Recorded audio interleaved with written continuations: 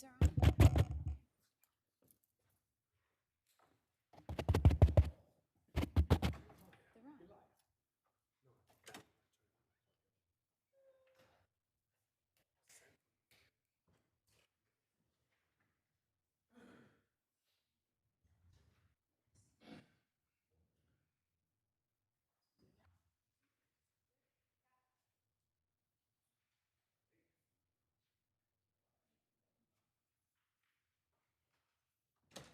Please rise. The Justice of the Appellate Division, Supreme Court, first department.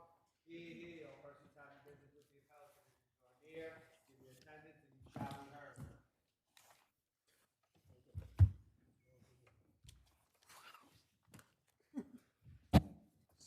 Don't worry. You may be seated. Please be seated.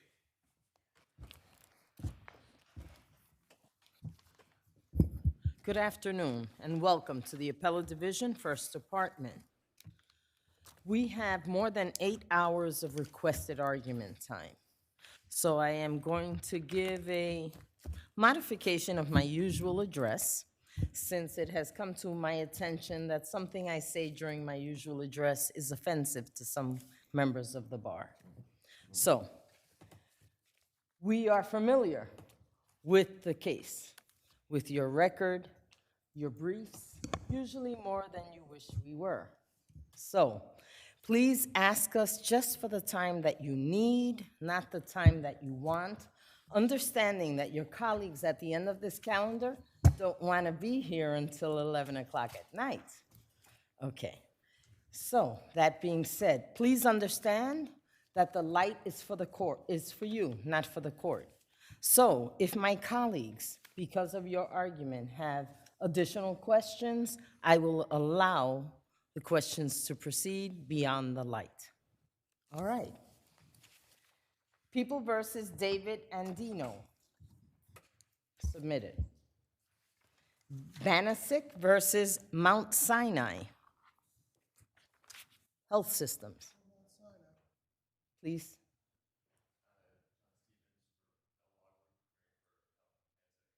Okay, how much time? 5 minutes. Any rebuttal? Well, I don't see a respondent. Oh, okay. 5 minutes. All right. Do you want reply time beyond the? Okay, 5 and 5. Thank you. M. Vallon.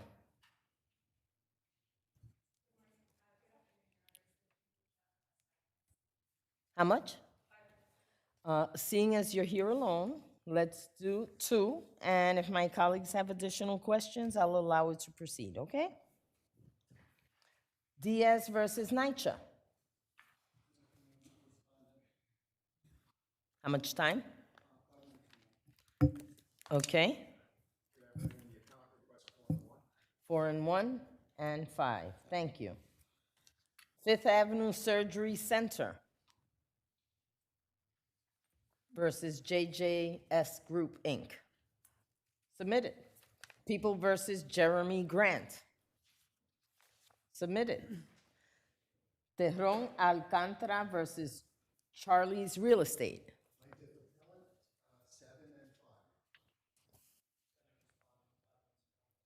5 and 1 and 5. Reed versus Veloz Espinal. How much? 2 minutes. You got it. People versus Andre Jordan. Submitted. Mattel versus Beth Den of the United States.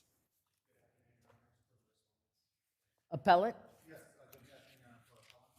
How much time? 5 and 1. Okay. 5 and 1 and 5. Picard versus Cosby.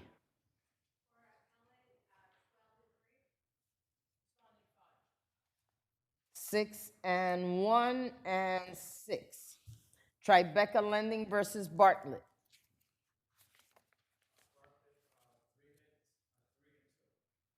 Okay, you're here alone, so I'm gonna give you 3 minutes, and if my colleagues have more questions, they'll continue, okay? Apple Bank versus Prime Rock Real Estate. Okay. 5 and 2 and 5. People versus Babakre Nidayi. Okay. 5 and 2 and 5. Amarov versus Turtle Bay Tavern.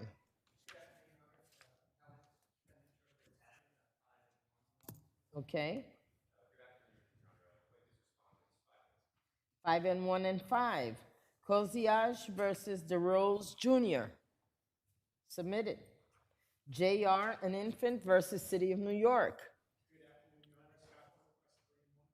Okay. 3 and 1 and 3. Anderson versus Akam Associates. Submitted. People versus Joshua Velez. Submitted. Awira versus New York City Health and Hospital Corporation is submitted. And Iraq versus 391 Broadway LLC is submitted. First case on the calendar, Banisik versus Mount Sinai Health System. Article 78. You don't call that. You don't call it? Oh, sorry, I always thought they did. Learn something new every day.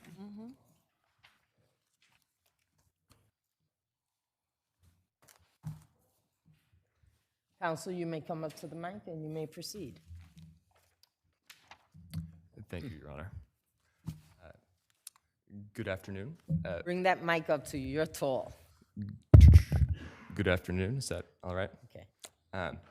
May it please the court, when reviewing a motion to dismiss for failure to state a claim, a court must give the complaint a liberal construction, accept the allegations as true, and provide plaintiffs with the benefit of every favorable inference when examining the adequacy of their pleadings. Whether a plaintiff can ultimately establish its allegations is not part of the calculus in determining a motion to dismiss. Regarding appellants' age, religion, and disability discrimination claims, a plaintiff alleging employment discrimination need not plead specific facts establishing a prima facie case of discrimination, but need only give fair notice of the nature of the claim and its grounds. As our papers describe, the motion court misapplied this legal standard. The plaintiff is a nurse, right? Was a nurse, right? Yes, that's right, Your Honor. So how could he be accommodated off premises? I mean, one of your claims, obviously, is that there should have been an accommodation afforded to him, but how could you afford him that sort of an accommodation? Simply removing him from the definition of personnel by giving him work that would... What work? What work could this RN do during the most vital time in our country's current history in terms of medical need for services? What work could he have been provided that would fulfill the needs of the hospital? Because that's part of what is required, right? They're not required to give him a position that gives them no utility, right? So tell me, in the midst of the COVID pandemic, what other position could this RN do that would fulfill the needs of Mount Sinai Hospital System? Respectfully, Your Honor, we are not familiar with all of the intricacies of the functioning of Mount Sinai.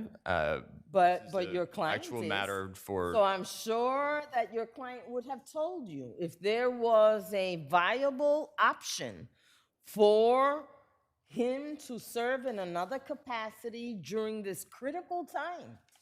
Because this isn't just a normal time, right?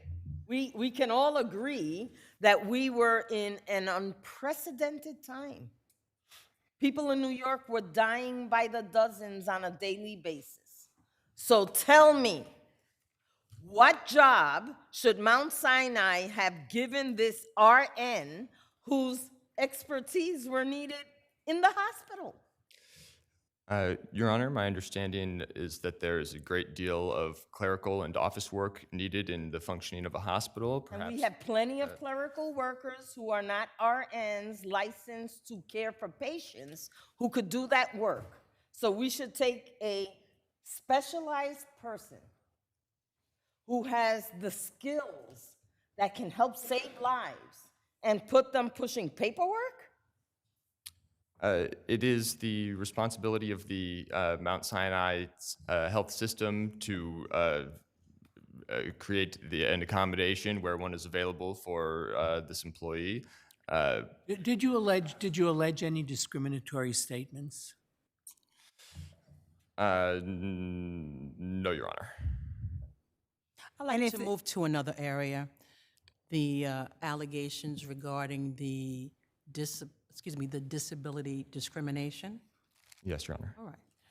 Now, the plaintiff was on short-term disability for back pain. That's correct, Your Honor. All right. And was granted leave, and during the disability leave, that's when he was notified about the policy that was required as far as being vaccinated. That's correct, Your Honor.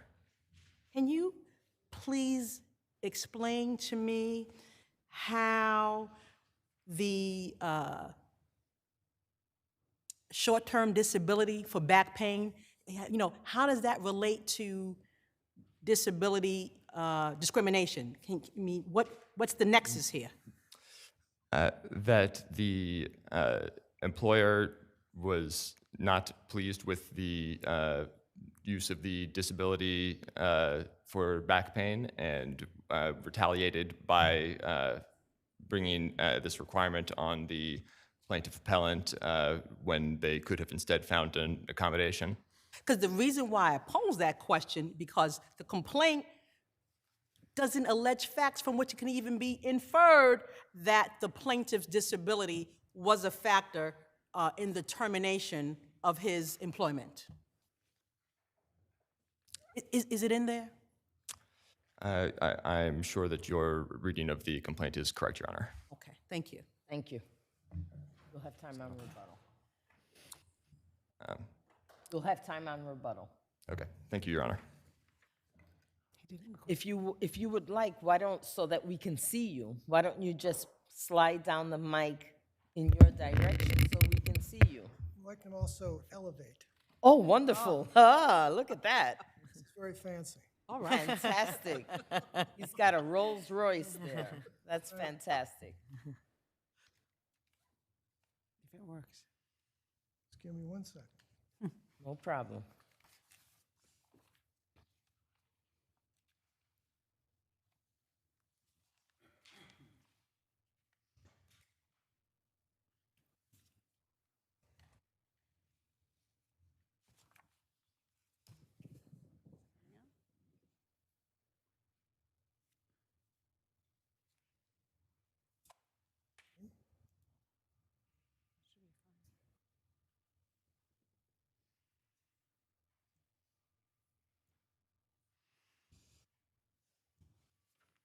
That's good. Wonderful. You may proceed. Thank you, Your Honor. I'll be brief. As the panel asked the questions, there's nothing in this complaint that from which one can infer that the plaintiff has sufficiently alleged any discrimination, any retaliation. It's just not there. And the standard that was quoted is correct, but it didn't include the fact that conclusory allegations can't be used to avoid a motion to dismiss. And in these allegations, they are that, exactly that. There's an allegation that, well, other employees didn't have to do what I did. But there's no discussion of who they are, where they work, what they do. And were there any accommodations that the hospital could have provided to a registered nurse that didn't require the registered nurse coming into the hospital to perform services? No. Sorry. No, no, Your Honor. Okay. I mean, We want to make sure we're recording your arguments. thank you. Okay. The other thing is I would direct the court's attention to a case decided a couple of years ago in the Appellate Division called Etienne versus, I think it's MTA, well, I'll tell you in a second.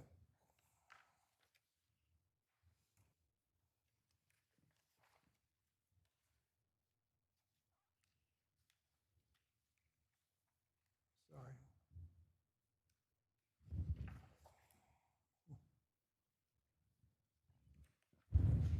It's here somewhere. It's in the briefs? Yes.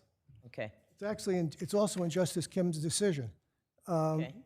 It's Etienne versus MTA, New York City Transit Authority, January 30th, 2024,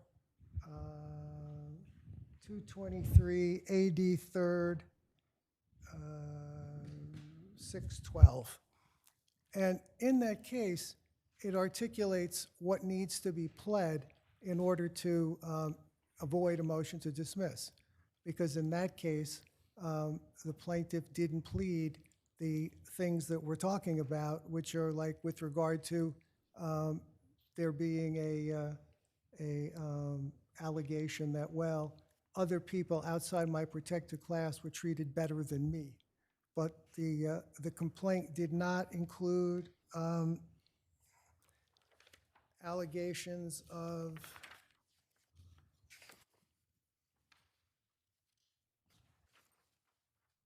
plaintiff failed to plead any fact showing that she was treated differently because of her race, religion, or national origin. At the outset, the complaint did not allege that any of plaintiff's colleagues or supervisors made any explicit or implicitly invidious comments about her race, religion, or country of origin. And that, the same problem. She failed to demonstrate that her colleagues were similarly situated in all respect. The complaint simply stated the co-workers were less qualified and less experienced than plaintiff. There was no allegation that she had the same job title as plaintiff, had the same job responsibilities or job requirements as plaintiff, reported to the same supervisors, or that she was even employed in the same unit as the plaintiff. And that's exactly what happened here. None of those allegations are present. Justice Kim said that none of those allegations are present, relying on the Etienne case. And I think that disposes of the complaint in this case. Any other questions? Thank you, Your Honor. Counsel, you have a minute.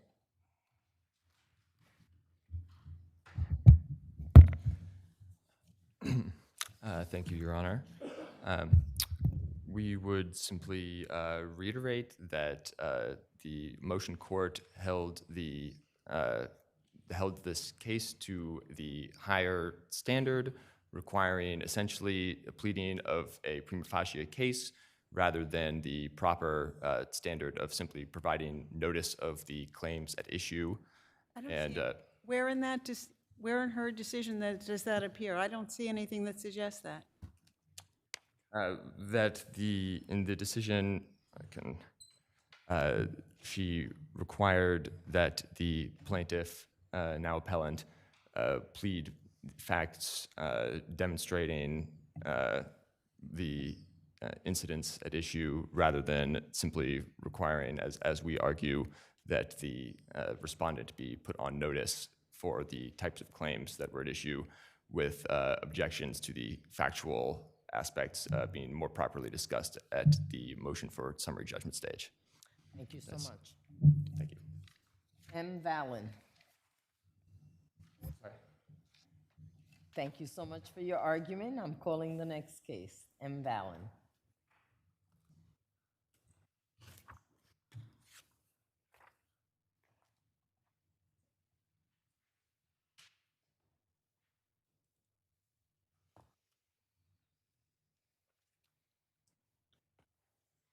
You may proceed, counsel. Good afternoon, Your Honor. Your Honors. My name is Eva Stein. May it please the court, my name is Eva Stein of the Children's Law Center. I represent the child who's the subject of this appeal. There can be no question that the father's acts here constitute neglect, and there's absolutely no basis for reversal. This father was neglectful in multiple ways. Not only did he spit on the child, then douse her with a bleach and dish soap solution, injuring her eyes and causing her to cough up soap for many hours afterwards, an act which could have resulted in much more severe He injury. kept her from visiting her mother as well, correct? He locked her out of the family home and made no provisions for her care, and by doing so, she was cut off from the only parent that she had comfort and connection with, as her mother was severely disabled and bedridden. Further, the father berated and cursed at her on a regular basis. That was on full display in the video clip that the attorney for the child put in evidence, during which he repeatedly and angrily referred to her as this B word. The family court properly credited the child's testimony, which was candid and consistent with the testimony and statements that she made that were in the records and evidence. And it properly accorded little weight to the father's testimony, which was contradictory, evasive, and argumentative.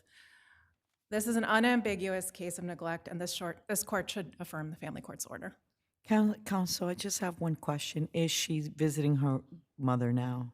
Yes, she continues to visit with her mother pursuant to the Supreme Court orders, but the father continues to interfere with those orders and only minimally comply with them. So those proceedings continue. Thank you. Thank you The so court much. has no other questions. I'll rest on my brief. Thank you very much. Diaz versus NYCHA.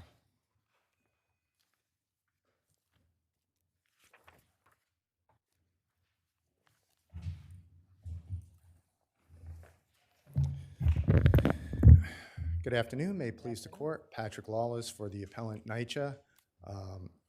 It's well settled that service of a notice of claim on the New York City Controller's Office does not constitute service of a notice of claim on NYCHA, nor does it excuse the failure to timely serve a notice of claim on NYCHA.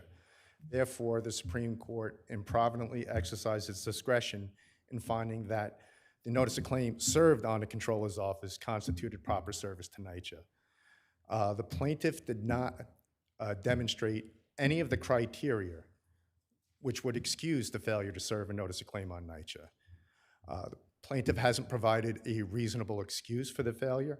The affidavit submitted by the law clerk who served the notice of claim at the Controller's Office is very vague, doesn't state why. Where was NYCHA's office? I'm sorry? Where was NYCHA's office? Is it at Church Street?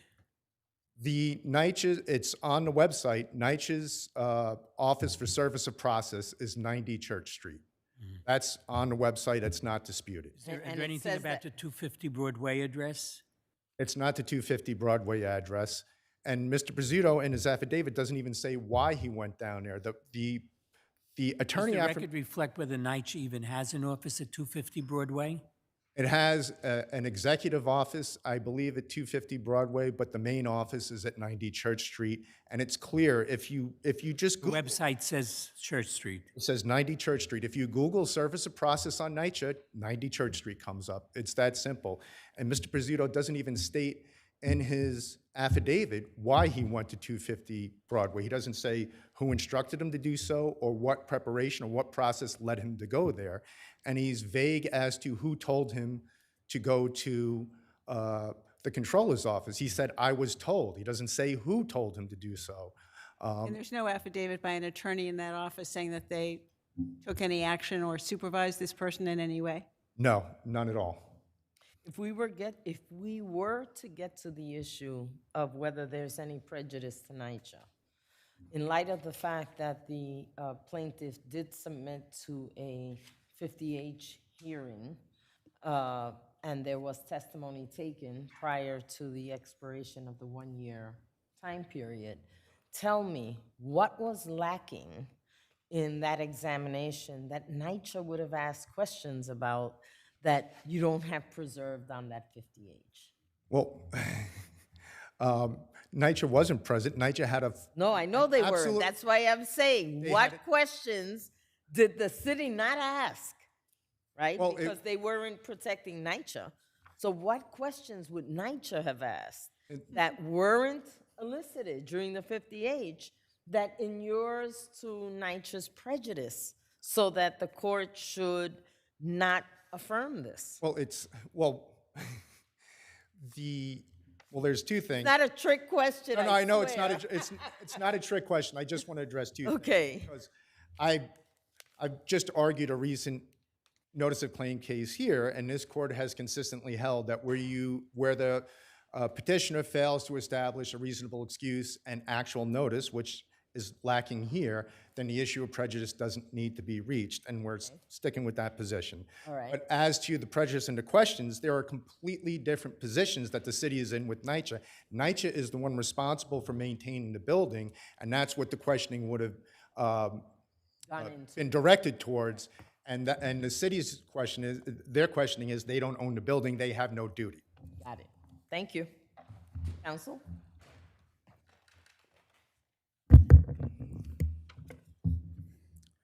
May it please the court, my name is Michael Cremens. I'm a member of Raskin and Cremens. I'm sure the panel has a few questions for me. I would ask... Why was it missed that on the website it tells you exactly where to go for service?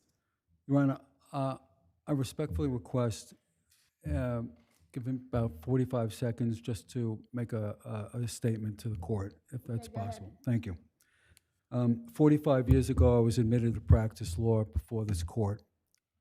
It's been a wonderful profession, and I've done the best that I can in terms of representing clients that have been having their constitutional rights violated and injured people with the negligence of third parties. And for the most part, we've done a fairly good job. In this particular situation, in this particular case, we did not do the right job in connection with Ms. Diaz, and that's something that I take home with me every day.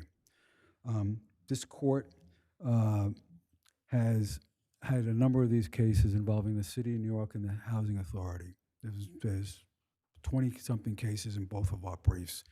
The courts have discretion to go both ways on these cases, depending upon the facts of the case. Judge Getz found in the lower court that he found that there was enough there to give the clients and to let us file a late notice of claim. This court, in the Goodwin action, the First Department case, stated on these particular cases, 50E, a number of times, stated specifically that the general municipal law, 50E, is applied flexibly so as to balance two countervailing interests. On the one hand, protecting municipal defendants from stale or frivolous claims, and on the other hand, ensuring that a meritorious case is not dismissed for ministerial error. The statute was not meant to be used as a sword to cut down honest claims, but merely as a shield to protect municipalities against spurious ones. But one of the factors that we tend not to consider is law office failure. And what was this if not office failure, law office failure? Why didn't anybody supervise this young person who was given this task? The young person was supervised. The young person was supervised by myself. And the specifics with regard to the notice of claim. When he came back to the office, When I he came assume back, there was a copy he was given that should have been stamped, received by NYCHA. 250 Broadway used to be before COVID. Did he receive a copy that was stamped by whoever received it? Yes, And did you look at it? yes, we did. And what did it say? First, he was told when he went to 250 Broadway, which was the place where the Housing Authority has their main offices, he was told there that they had moved and that he was to go to the controller's office. Okay, but you didn't answer my question. Was that his counter copy stamped by whoever received it? It was stamped at the controller's office, and he was told with the Housing Authority to go over to the Corp Council. He went 15 minutes later over to the Corp Council at 100 Church Street, and they stamped that notice of claim again. We knew... But it was not stamped by NYCHA, on it by anybody, right? Not by NYCHA, but we knew who the right defendant was. The notice of claim had the Housing Authority. Counsel, I have another question. Can you tell me how NYCHA received actual notice when, number one, they were not served? number two, they were not at the 50H hearing. So how did they receive actual notice here? They received actual notice when we got the complaint, when we put the case into suit against the Housing Authority. The first thing we realized is affirmative defense with regard to jurisdiction. We looked at that, we called them up, and we realized at that point that the information that the clerk received was incorrect, that it wasn't 250 Broadway, that the information he was told as far as the controller's office and to go to the corp counsel was incorrect. It was at that point we gave them an opportunity if they wanted to conduct a 50H, which they declined. We immediately made that motion to Judge Getz in the lower court. But I want to just stress the fact. Is there another reason why, if I say I respectfully disagree with you, that doesn't cut it? Is there another reason how they received actual notice? The actual notice, the answer to that is they received actual notice as soon as we found out that there was a mistake And when was in our that? office. And that was when we got the answer that had the affirmative defense. And I will just be How very. many months was that after the It accident? was over a year, right? It was like about 374 days. It was, I think it was 274. Okay. But Close enough. there was a 50H that was taken by the city, as the judge made note of. And the second thing is, there's no prejudice that's been demonstrated by the Housing Authority in this action. There was an affidavit that was submitted by a person, by a Miss Younger that was there for 20 years. There was nothing in there that said that they would have done anything different had they had, this is a transitory condition, all right? The court knows about transitory conditions and has a discretion on it. Thank you so much. My time's up. Yes. There's a Yiddish word called rachmanis. I would ask that the court. consider Coming that. from the Bronx and having practiced under the AJ there, I know exactly what you're talking about. 1 minute. I'd just like to briefly say there's nothing in this case, there's no special circumstances, there's no actual notice to deviate from the prior decisions of this court, which have held that leave to serve a late notice of claim should not have been granted. Can we assume, just playing devil's advocate for a moment, that if someone breaks a bone in a stairwell in NYCHA and an ambulance is called, that someone in NYCHA's staffing would be aware that a ambulance has arrived at the location and picked up a resident, and I have no indication on this record that this happened at 10 p.m. at night so that there would be no workers on site. The petitioner herself submitted a petition and doesn't indicate that there was anybody present at the time of the accident, that anybody witnessed it, that there would be any way that NYCHA would have had notice of this incident. So I don't think that could be a... Big organization. I'm sorry? It's a big organization. Yes, it is. Organizations are big, but buildings are unto themselves. And what happens locally, everybody on the block knows. But thank you. Thank you. Fifth Avenue Surgery Center, oh no, that one's submitted. Tavern, Alcantra versus Charlie's Real Estate.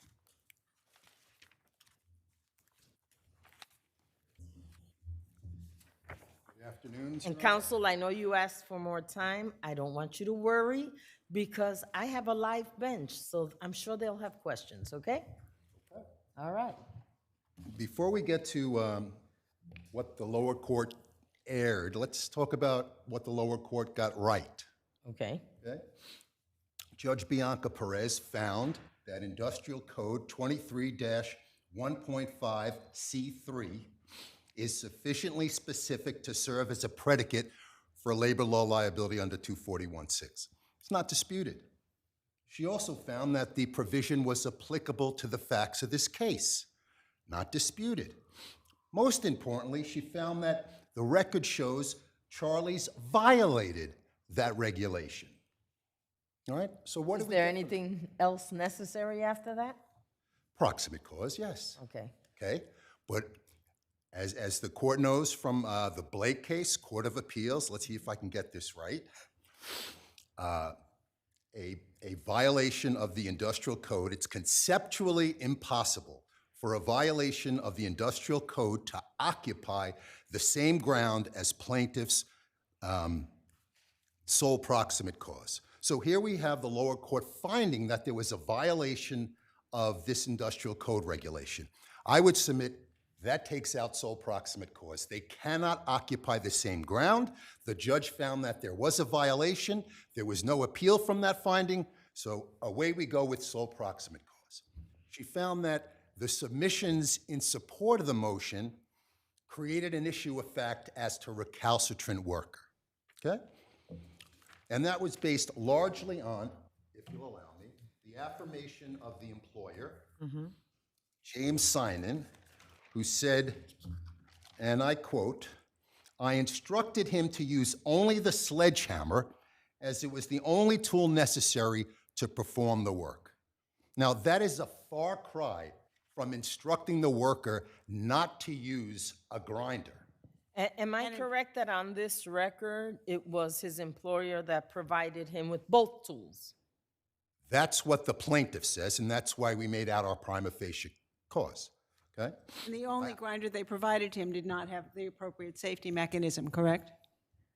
Correct. It's our position that, look, the sledgehammer was fine, all right, to demolish cinder block that was used to close off the window.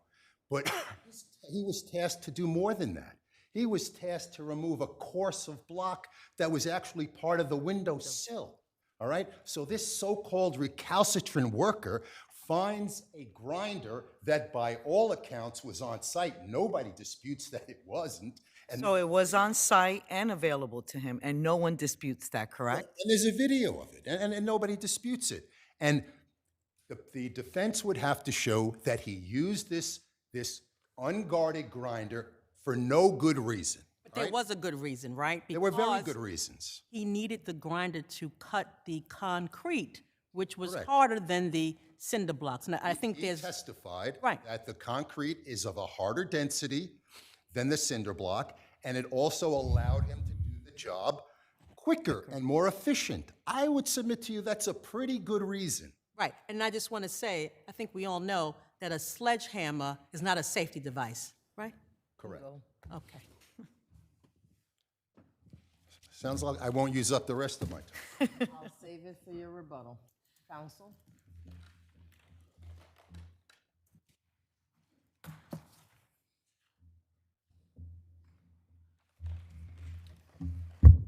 May it please the court, Daniel Wright from Milburn Macris on behalf of defendant respondent Charlie's. Given how the panel addressed plaintiff's initial argument, I'm sure you'll have a lot of pushback and questions for me on this point. But as the court is well aware, our position is that the lower court got this correct, that plaintiff did not meet his prima facie burden because one of the essential elements is proximate cause, and his own evidence. Well, I'm sorry. The proximate cause is clear. The saw kicked back and cut him. What am I missing? Which wouldn't have happened if it had the appropriate safety device. What am I missing? It's undisputed that it was at the work site, missing the guard. Let me ask you, I mean, Wait, certainly, you haven't Yeah, no. answered. What are we missing? He is provided with a grinder that does not have a safety device on it. What are we missing? His employer, That is an automatic violation. his employer stated that he was not supplied with the grinder for this work, that he just. Well, let's say I accept that the employer didn't physically give him the grinder. If the grinder is available on the site and he is not told not to use it, which your client did not say he told him not to use it. He said, use the sledgehammer, not don't use that defective grinder. He He said, didn't say that. he said only use the sledgehammer. So now this is crafty wordplay, and it almost sets a danger. I'm glad you said that, crafty wordplay, because I thought that the affidavit was crafty. So let's go. So, I mean, hey, you said You opened the door. Let's go there. Okay. Let's go there. I want to make. Because this affidavit, I find it so crafty and interesting. So, one thing that was not said, right, was there a properly equipped grinder for use? Was that in the Crafty affidavit? That's not the issue because. No. Oh, that no. is the issue. Please answer my question. Okay. Was that in the affidavit? No, it was not in the All right. affidavit. I have another question. Also On labor for law, you. the issue is always, has the worker been provided safe equipment to use for the job they have been assigned? That is always the issue. And I just want to pick it up from there, because really, this question goes there. That was not in that affidavit. Am I right about it? Correct, Your Honor. Thank you. I mean, he had reason to use the grinder. You'd say he was told to use a sledgehammer, but he had reason to use the grinder because he said he needed it for the concrete around the windows. Right, and his employer said the only tool he needed was the sledgehammer, and plaintiff admitted that he didn't say that he couldn't use the sledgehammer to do this work. He said it would be done faster with the grinder. So by his own sole decision, he decided to go through the site, pick up a tool that he wasn't told to use. So this, like I was trying to say before. But the issue, see, the case law doesn't say, was he not told not to use that? The case law says, was he told not to use that particular equipment? And nowhere in your papers do you say that your client told him not to use that faulty grinder that, by the way, ends up at the work site. Two things. Wouldn't that set a dangerous precedent that... Oh, I know you're not asking this court a question, so rephrase your statement. This would set a dangerous precedent that employers have to go throughout a work site and instruct their worker, you see that machine there? You can't use that. No, You see that? a worker, a employer has to make sure that there are no tools on the work site that are unsafe. That's what the labor law was created for. So you have it backwards, with all due respect to you.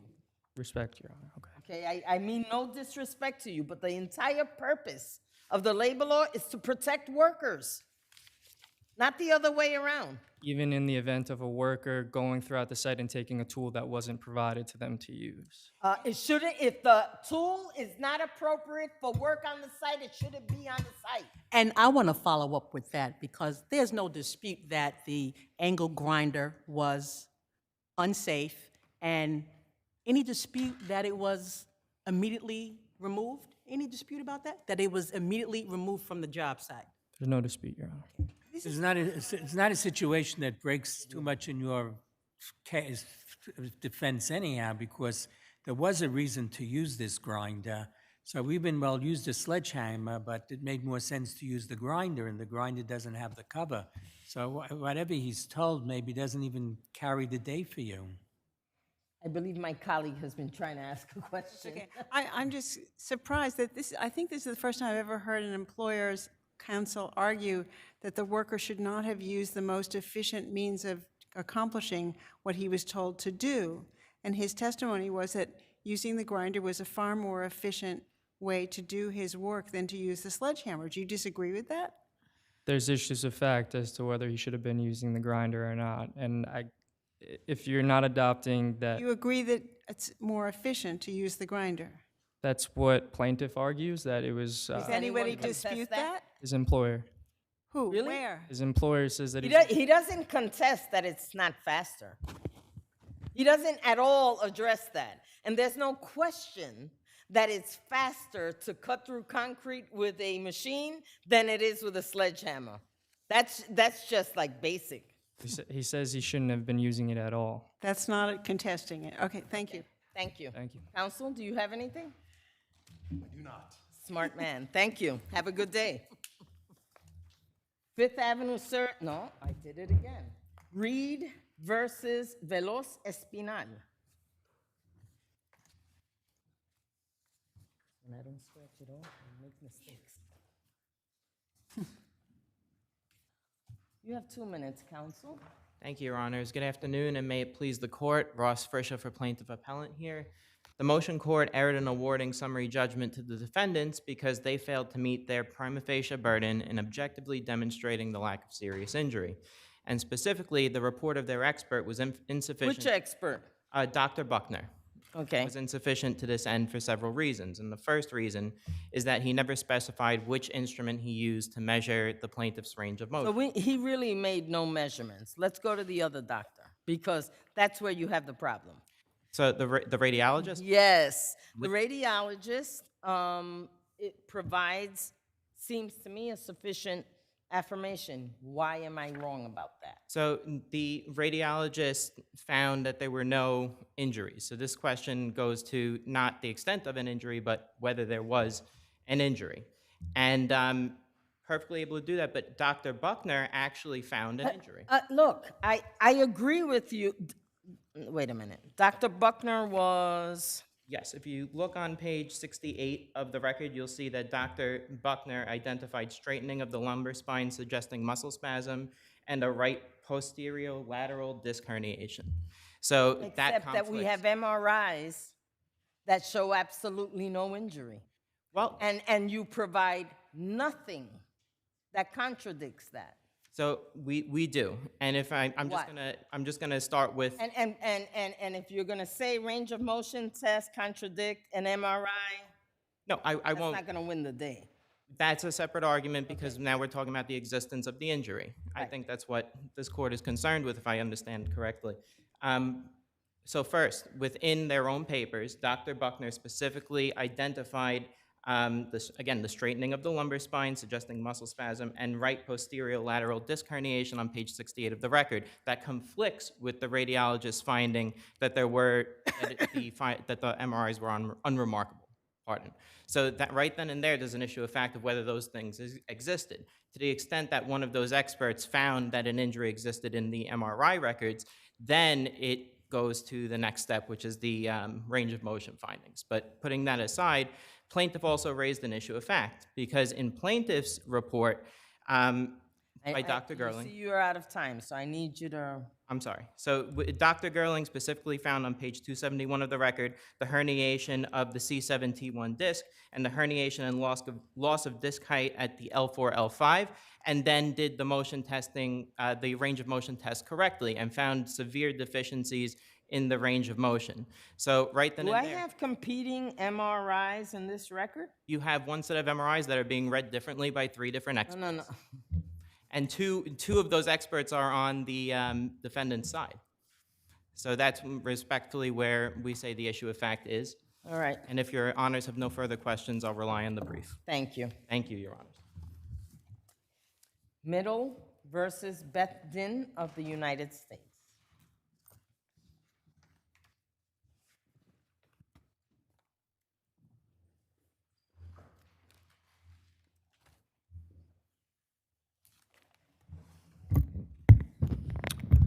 Good afternoon, Your Honors. Jason Lowe from Sarfati and Associates, PC, on behalf of the appellant. This case regards the limits of arbitral immunity. My clients argue... Which was not an abstract concept in this case, because the document that everybody signed specifically indicated that there was immunity for the members of the Beth Den, correct? No, so the rules of the Beth Den I need you to answer her question. Wait, so no, that... The agreement had a statement that said exactly what my colleague just said. Did it not? No, the rules of the Beth Den say that matters that are part of an arbitration, they'll have immunity for. So that's part of the contractual immunity argument. Our argument is, which I would say runs roughly concurrent. The rules become part of the agreement, don't they?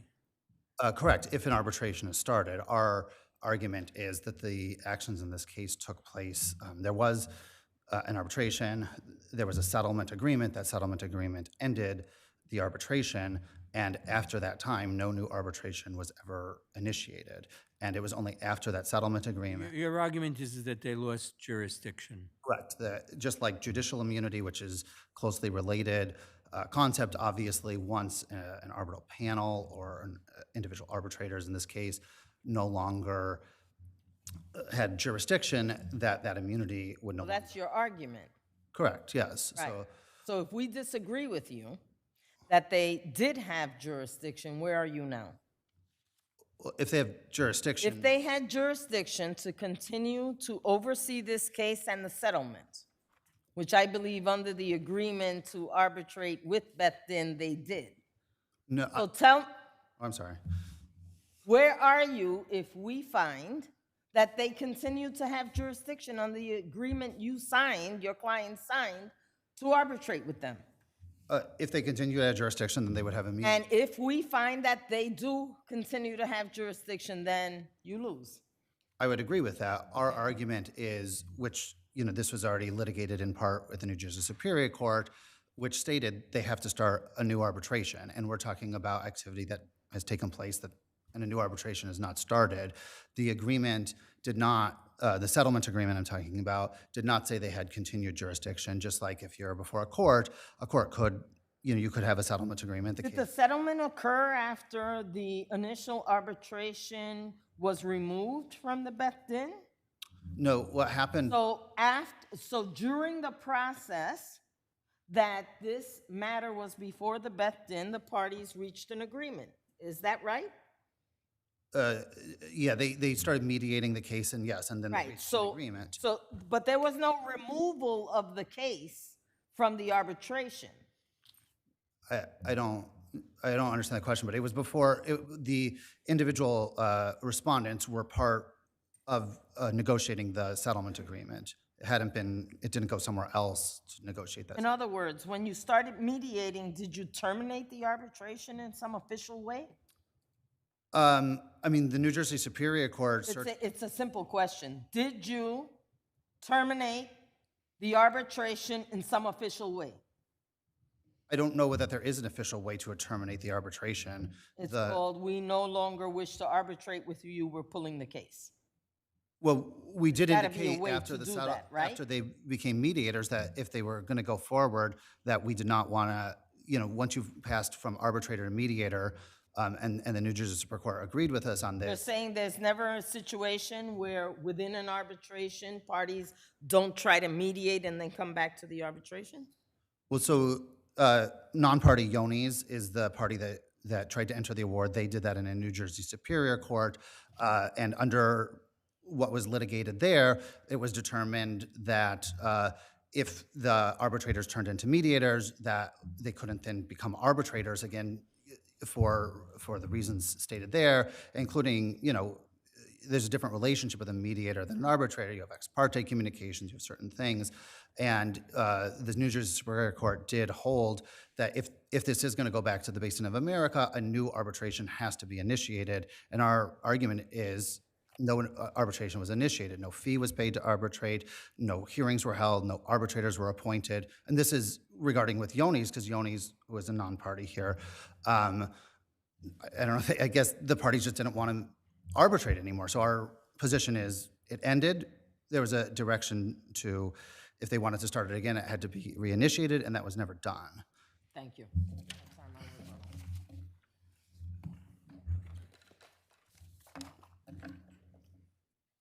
Good afternoon, Your Honors. My name is Christopher Lyon. I represent the respondents in this matter. As Your Honors are... If the arbitration ends in a settlement, what is that settlement called? Is that settlement called an award? No, it's not. Under the terms... So how do you deal with the fact that Section D of the arbitration agreement speaks of continuing jurisdiction? It does, but only when there's an award. It says if there's an award, they have continuing jurisdiction. And if it ends in a settlement, then there's no award. So what is the defect in your colleague's argument? So the jurisdiction of the BDA continued through the terms of the settlement agreement for one. It's specific. Please. I apologize. I mean, there's something in the settlement agreement there's a provision in the settlement agreement that maintained their continuing involvement in the matter? To a degree, Your Honor. The settlement agreement specifically provided that any disputes arising out of the settlement agreement was to be arbitrated with the BDA, and the BDA retained jurisdiction over the It's your matter. contention that that arbitration doesn't mean starting a new arbitration, but means you could just go back to the Beth Den of America and present your positions. That's correct, Your Honor. The arbitration itself was never officially closed. It remained open the entire time. Your adversary seemed to suggest that my question was illogical. Is there an official way to end an arbitration with the Beth Den? You notify the Beth Den that you want to terminate the arbitration. And you can then proceed either to go to court or mediation or some other. Your assumption is correct, Your Honor. You can proceed in any manner that you see fit. And was there ever an official closing out of the arbitration with the Beth Den during the mediation of this case? No, there was not, Your Honor. So as Your Honors are well aware, our arguments are that contractual immunity from the rules of the Beth Den specifically provide for the protection of both the arbitration entity, the BDA, as well as the individual arbitrators. We also argue that the arbitral immunity doctrine applies to prohibit the claims that are being asserted here.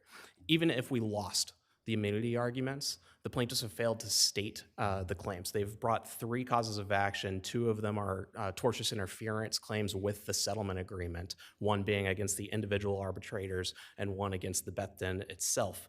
And they haven't alleged how the BDA or the individual arbitrators interfered. In other words, convinced the non-party Yanni Foods to breach their settlement agreement. The only thing that is alleged is that Yanni's Foods provided the confession of judgment to the arbitrators to hold pending the completion of the obligations under the settlement agreement. Counsel, you referred to the paragraph of the settlement that provides that if there's any disputes, it will go back to the Beth Den. But that doesn't specify that it will go back to the same arbitrators as before, does it? I don't think it does, Your Honor. So does that affect whether or not these arbitrators were still the appropriate arbitrators to hear it? So under the terms of the rules of the BDA, it is our position that the arbitration was never closed, and so in order to deal with any disputes until all of the terms have been complied with, it remained open with the individual arbitrators as well as the BDA itself. At the point in time that the parties went to mediation, where were you with regard to the arbitration with Beth Den? So what I'm seeking is what information was conveyed to the arbitrators who had been assigned on this case in Beth Den that the parties had decided to go to mediation? Was there an official notification to them of that? I think I understand Your Honor's question to be whether the plaintiffs and the non-party went to a mediation outside of the Beth Den? No, so is the mediation with the same arbitrators? Yes, it is. Yes, the mediation was with the same arbitrators. They specifically. The arbitrators went into a mediation room. I'm sorry? The arbitrators went into a mediation room. The arbitrators offered their help in mediating to help them come to a resolution, just as judges will step in and offer to interject themselves. Conference a case in middle of trial. I'm sorry? Conference a case in middle of trial. That's correct, Your Honor. And I do see that my time is over. Thank you. Thank you very much.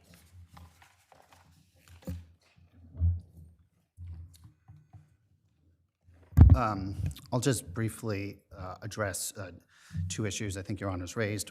First, to be clear, I think it's in the record at 200, which is the New Jersey Superior Court's transcript. The New Jersey Superior Court stated there needed to be new arbitrators and a new initiation of a proceeding. So it's not just me saying this, that's what was stated there. Now, with respect to the argument that you can enter a settlement agreement and the BDA or the arbitrators can have unlimited continuing jurisdiction, even though, meaning parties are allowed to leave, as you said, it doesn't make sense. I mean, could they just... But then how do you explain paragraph 13 of the settlement agreement, which says the parties agree that any and all disputes that arise from or related to this agreement shall be adjudicated before the BDA. Certainly, that's And a, shall be governed by the rules and procedures of the BDA. Seems to me that indicates a continuing process and a continuing jurisdiction in the BDA. well, it doesn't say it's continuing jurisdiction. It doesn't say in court, there are times where you could say, you know, a court will leave a case not disposed and say the court is continuing to oversee this and they'll dispose it once the payment is made. It also doesn't say that it will be a new procedure, right? Well, it didn't, but the New Jersey Superior Court did rule that they needed to start a new one. So I know that's my argument. That's why we're here, counsel. So you're saying that means nothing, okay? You have to convince us that that's right. The fact that they said it doesn't mean that's it.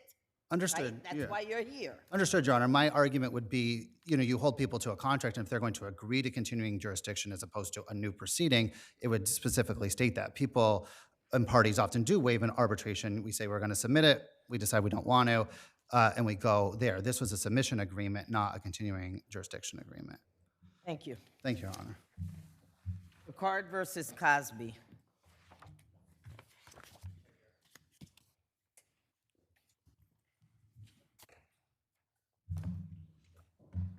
You may.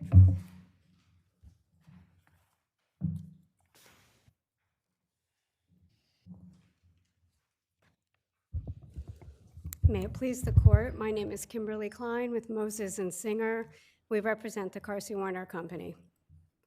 In January of this year, this court reversed the lower court and dismissed the negligent hiring claim against my client, Carsey Warner, on facts almost identical to the facts here in Picard v. Cosby. Except that, quite. Correct. Except that in that case, there was no allegation that the plaintiff had ever set foot on Caser Warner's facilities, whereas in this case, a primary issue was that plaintiff's first present in-person encounter with Mr. Cosby was on your facilities, and that therefore the relationship, such as it was, resulted in fact from use of your corporation, your client's facilities. Don't you think that makes a difference between this and the BB case? Respectfully, Your Honor, I don't, and this is why. Because in addition to the court's finding in BB v. Cosby, this court held in Coran I v. New York City Board of Ed that there can be no proximate cause when the employment and plaintiff's injuries are, quote, severed by time, distance, and intervening independent actions. And that's what happened here. After the respondent came to our premises on one occasion, and she does not say she met Mr. Cosby through Carsey Warner. She said she met him. He invited her to the premises to discuss a role on the Cosby Show. She came to the premises. We also said in Waterbury. What's that? We also said in the Waterbury decision, which is quite recent, that a nexus arises when an employee causes harm using an item provided by the employer. And the court, we went on to say, the dissent asserts location alone cannot provide such a nexus. This argument ignores the impact of the work environment on employee behavior, the control that employers exercise over their business premises, and the responsibility that comes with such control. How do you distinguish that language from this case? Well, other than citing Foote on one occasion as an invitee on Carsey Warner premises, there was no other contact whatsoever. Except that part of the outcome of that was a suggestion that Mr. Cosby could provide the plaintiff with a role on his show that, in fact, is produced by your client. So the combination of those things certainly affected, or is alleged to have affected the context of the relationship. Wouldn't you agree with that? I would not for this reason, because after coming to the studio on the one occasion as an invitee, the respondent left unharmed and thereafter engaged in a We don't know that she was unharmed. We know that she was not assaulted. We don't know that she was unharmed. She does not allege any harm occurred on her one visit to the studio where she met and discussed a potential role on The Cosby Show with Mr. Cosby. But we do know she alleges she engaged Which in is, a 4-year relationship. this is not a Waterbury case, because in Waterbury, the exchange of the intimate images of the plaintiff took place on the corporate defendant's premises. Correct, during working Besides which, that the plaintiff was not a stranger to the corporate defendant, unlike the situation here. Here we're dealing with an invitee, I agree with you wholeheartedly, who after leaving Carsey Warner's premises unharmed, engaged in a personal, independent 4-year relationship with Mr. Cosby between 1987 and 1990, having nothing to do with Carsey Warner, the studio, or The Cosby Show. Counsel, I like to go back to the BB case. As you know, it was myself and Justice Gesma who was on that case. And I know you rely on that very heavily. But as my colleague said, there was the additional allegation that was not in BB, but there was another allegation here that was not in BB. And it seems to me that unlike that case, here, you have allegations that Mr. Cosby used the set to build trust with the plaintiff here, which is absent in the BB case. So can you address that? Right, so she says because she came onto the premises, and what the respondent alleges is that young women would come to Carsey Warner's studio, meet with Mr. Cosby, and he would discuss a role on The Cosby Show. Well, first of all, this is called employment. My client is a production company. People come all the time to the studio premises to discuss roles on the Carsey Warner Show. It doesn't mean, and this does get into other elements as well, other than proximate cause, but that my client would have any reason to suspect that Mr. Cosby is then allegedly drugging and raping Except that the women. allegations in the complaint allege very specifically that your client was aware of Mr. Cosby's reputation for sexually assaulting young women, often with the use of drugs and alcohol. So if a company was aware of that reputation and behavior, it seems to me that even a production company could impose some restraints on its employees, or impose a procedure for admission, for whether or not someone could come onto the facility, given that procedure, but given that reputation. But Carsey Warner hadn't adopted any such procedure with regard to Mr. Cosby, correct? Before you answer that, because I did touch because I do want to answer. JP to ask if I could, continue. So I want to add to what Justice Gesma said, because not only did the complaint say that, but it alleged Mr. Cosby openly and notoriously engaged in the mistreatment, and I'm going to skip some things, with persons visiting the show, and that CW facilitated and covered up the serial sexual abuse, et cetera, et cetera. So you can put all of that, and now you can answer. Right. Thank you, Your Honor. So there is no allegation here, and when I say allegation, I mean actual facts allege that my client had any idea that Mr. Cosby was engaging in criminal conduct. None. There are inflammatory... We must not have read the same complaint, but go ahead. Well, this is the same template complaint used in B.B. Cosby. It's the same allegations from B.B. Cosby. The only difference here is that respondent was an invitee on one occasion. But all of these allegations are unsupported. And if I may... They don't have to be supported under our case law.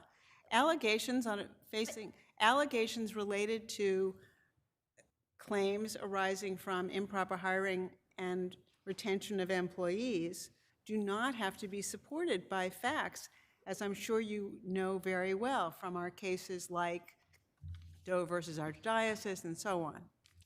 Respectfully, Your Honor, I disagree. 100% they need to be I supported. want to let you continue answering Judge Gesman's question, but these are the same allegations that we just found insufficient in BB. That is correct, Your Honor.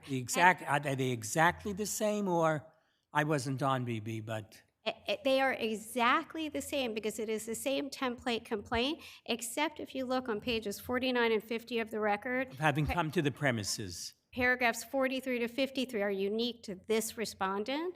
But the Court of Appeals in Nellenbach v. Madison County has made clear, quote, "We have never held that a party can prove negligent hiring, negligent supervision by stating the employer should have known an employee was likely to engage in dangerous conduct." That is all that is alleged in this complaint, that Carsey Warner, because young women were coming onto the premises and meeting with Mr. Cosby about a role on the Cosby Show, you, Carsey Warner, should have known he was drugging and raping women. And that is not the law in this state. The Nellenbach court went on to say you have to show, and this is actual facts, prior conduct, warnings, or signs of risk to that effect. And the Nellenbach court, again, Court of Appeals, which we're bound to follow, cited to More Charitable. So what did More Charitable say? More Charitable said you need actual facts to make out a prior notice or knowledge element of a negligent hiring claim. And the issue there was embezzlement. But the plaintiff said, you employers should have known your employee was going to steal from us because your employee had a drinking and a gambling problem. And the court said that is not the wrongful conduct at issue. It's not even criminal conduct at issue. But the alleged allegation here was that he engaged in the precise conduct which he is alleged eventually to have engaged in, not on the first day, but at a later point in the relationship. So it doesn't seem to me that that helps you. Because there is no conduct alleged. And if you look I'm sorry, there are rapes alleged. So, but that has nothing to do with Carsey Warner. Well, that's the question, counsel. All right, you'll have time on rebuttal. And in more charitable, of course, the fact is the defendant's resources were actually used to perpetrate the fraud. That is correct. There's no premises, chattels, or resources used here, which is an independent prong. And if I can just add one more point, the respondent... Counsel? Oh, I'm sorry. Yes. May it please the court, Annette Hesapidis appearing for the plaintiffs. Counsel is arguing she was only on the studio once. How is that enough, counsel? I'm sorry? How is that enough? Well, I'll tell you, because in the complaint we plead that he had a pattern of using Carsey Warner's property to facilitate the sexual assault of multiple women. There's a case on alleged in BB. Is that conclusory statement without any supporting facts enough? Your Honor, at the pre-answer stage, before there's discovery, how do we know how many women were paraded through the studio to impress them and convince them that Bill Cosby had the ability to hire and fire on the site? There's a case on for the September term. Counsel and I are on it there. Anonymous versus Bill Cosby. Counsel is saying it's only one incident here. But that's because... It still doesn't have CW doing anything. That's all Cosby doing. No, it has CW allowing him to freely use the premises to impress these women, all very young women. Nobody raises an eyebrow. Very young women are being brought to the studio. They're subsequently assaulted. None of them ever get hired for jobs. No one asks a question. At this stage, how are we to know what else Carsey Warner knew? Counsel keeps saying we need to So allege... you're arguing in the light most favorable to your client at this pre-discovery stage is sufficient until you do more discovery. In the Sokola case with Harvey Weinstein, they didn't meet at any of the studio's facilities, but the studio was held responsible because Harvey Weinstein was using the power and the unfettered authority he had to make or break an actress's career. This is like a teacher... I was on that case.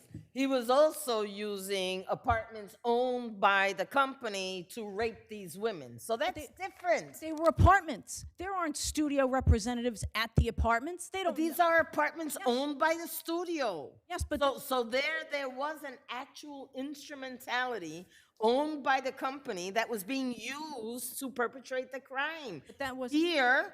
The allegation is that she's raped at Cosby's house. How are they responsible for that? Because he is using the studio as a prop, much like a teacher grooms a student. They use the authority that they have of the school Because to being groom- Cosby on the Yes. Cosby show Correct. wasn't enough without the studio. He didn't have to bring them to the studio to impress them.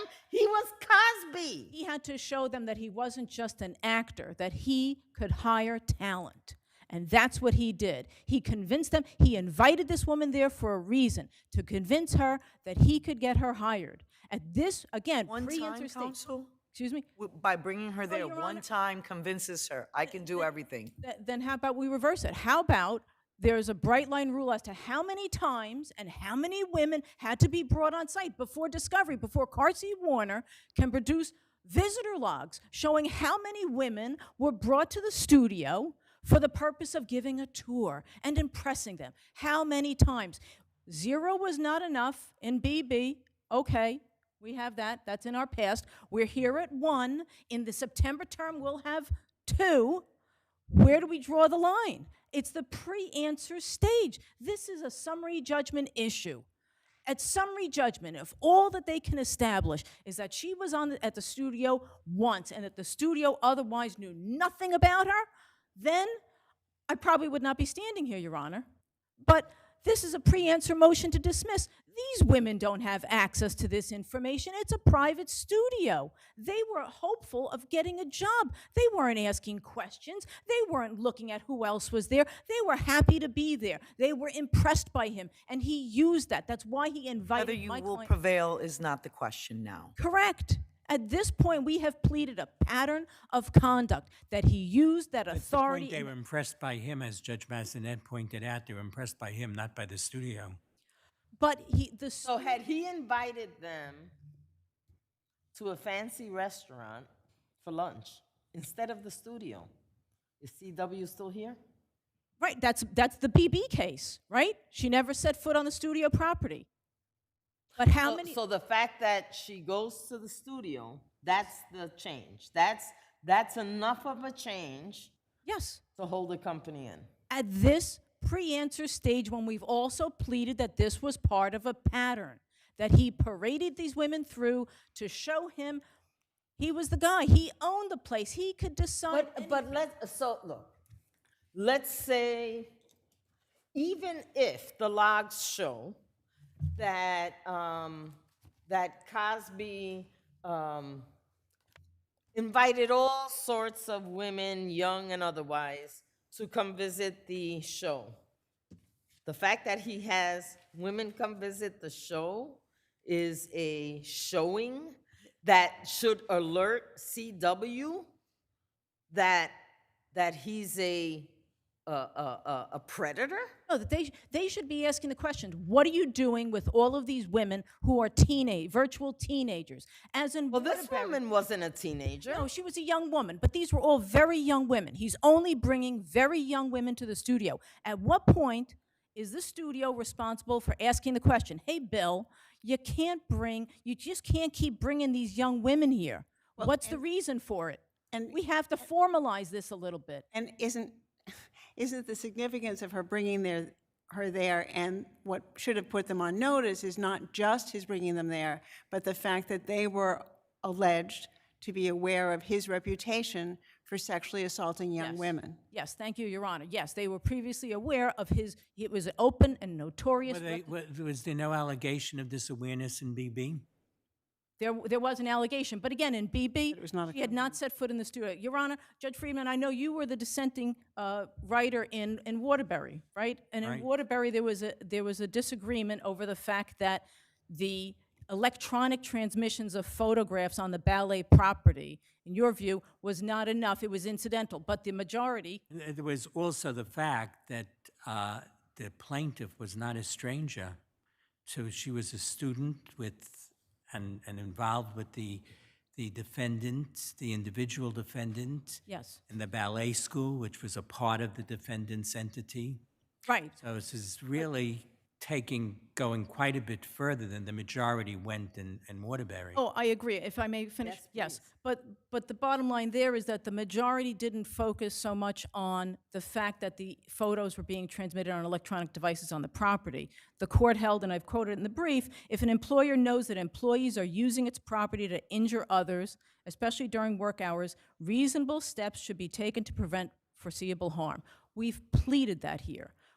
This is not summary judgment. My client cannot possibly be in possession of information demonstrating how extensive and notorious this pattern of conduct on behalf of Mr. Cosby was. We are simply asking that the complaint be sustained, Judge Hagler's decision be affirmed.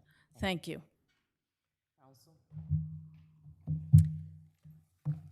So, counsel, to play devil's advocate, Yes.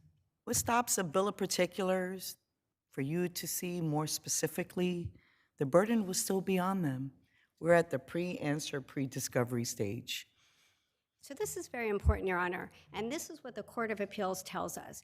You don't get discovery if you can't make out a negligent hiring claim and all the prongs of negligent hiring. And that includes, for instance, prior notice or knowledge. The only thing Respondents' Counsel has argued is that Carsey Warner should have known. There are no facts alleged in this complaint or the BB complaint that my client had any idea that Mr. Cosby was assaulting women. There is not an allegation that anyone at Carsey Warner knew about this relationship between respondent and Cosby, knew or fostered or facilitated or controlled this 4-year relationship that she had after she left our premises, or even knew this woman existed. All they are saying is, because Mr. Cosby met with young women, you should have known that he would engage in criminal conduct. The Court of Appeals tells us that is insufficient in both Moore and Nellenbach. And what I was saying with Nellenbach is they were saying that the plaintiff there said, you should have known because the employee who stole from us had a gambling and a drinking problem. And the court said, that is not similar conduct to the injury-causing conduct, which was theft. It's not even criminal conduct. If you apply that here, just because Mr. Cosby is meeting with women and talking about a position on the Cosby Show, that is not even wrongful behavior. It's not even eyebrow-raising behavior because we're a production company. Counsel, in Fields, we said specifically at the pre-answer stage of the litigation, plaintiff's allegations that appellants knew or should have known of the defendant's criminal proclivities are sufficient to put appellants on notice of this claim. Why isn't, I don't understand. What are you citing from? Fields versus General Conference, a 2025 case of this court from about a year, from February of 2025. It seems to me that that made very clear that we said at the pre-answer stage, allegations without specific facts alleged are sufficient. I don't understand why this complaint doesn't come within that, given the allegations specifically that the relationship began at your client's facilities. Right. I would say two things. Number one, Court of Appeals. That precedent is what this court has to follow. And the Court of Appeals says it is not enough to say you knew or should have known. That is coming from Nellenbach. I'm sorry, which case are you claiming? Yeah, it's Nellenbach v. Madison County, citing to More Charitable. Both More Charitable and Nellenbach say that. And let me just add one thing, because this is very important. There's lots of easily distinguishable from this, but there's lots of that for another day. pithy decisions coming down saying that it's enough that you knew or should have known. But when you look at the underlying complaints of all of these cases coming down, there are actual facts alleged. Victims are coming forward and reporting. I'm sorry. The wrongful I was on conduct. Doe versus Archdiocese. It's very, very skimp, but it's there. Because right? people are reporting. Counsel, we're not going to debate. Thank you. Your red light has been on for a while. I thank you very much for I your appreciate your argument. time. Have a great afternoon. Tribeca Lending versus Bartlett. Thank you, Your Honor, for allowing me to come up. My argument is that the court lacks jurisdiction pursuant to 3084 Nell and Mel since 2007, right? The court has held that jurisdiction is not acquired pursuant to 3084, which is Nell and Mel, unless both the delivery and the mailing requirement has been strictly complied with. The plaintiff has the burden of proving credibility evidence that service was proper. So, Your Honor, so I submitted the affidavit, which is D27, which shows that they put it on my door. Now, after they put it on my door, they have 20 days to mail out the summons and complaint to complete the service for the court to have jurisdiction over me. This court in 2024 has held in William versus MTA Bus Company that failure to submit proof of mailing of the summons and complaint is a jurisdictional defect.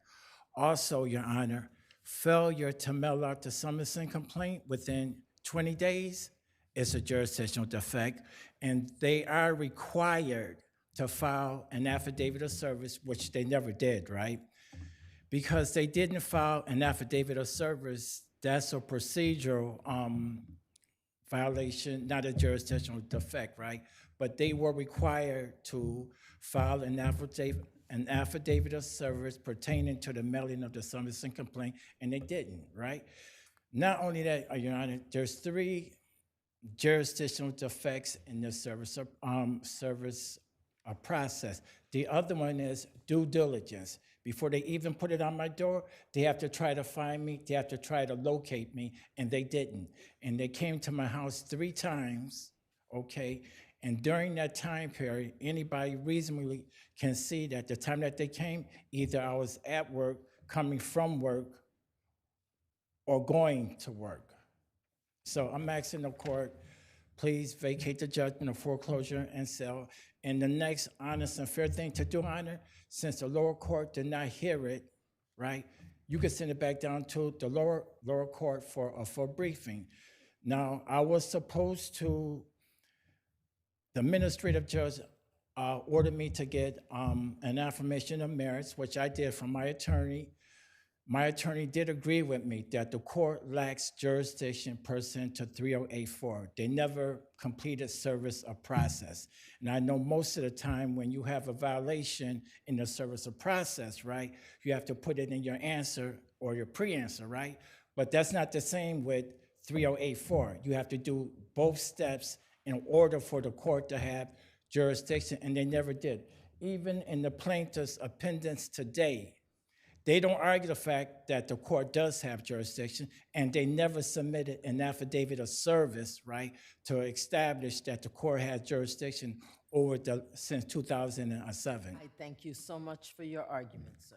All right, thank you. Have a good day. And thank you for giving me time. Of course. Apple Bank versus Prime Rock Real Estate.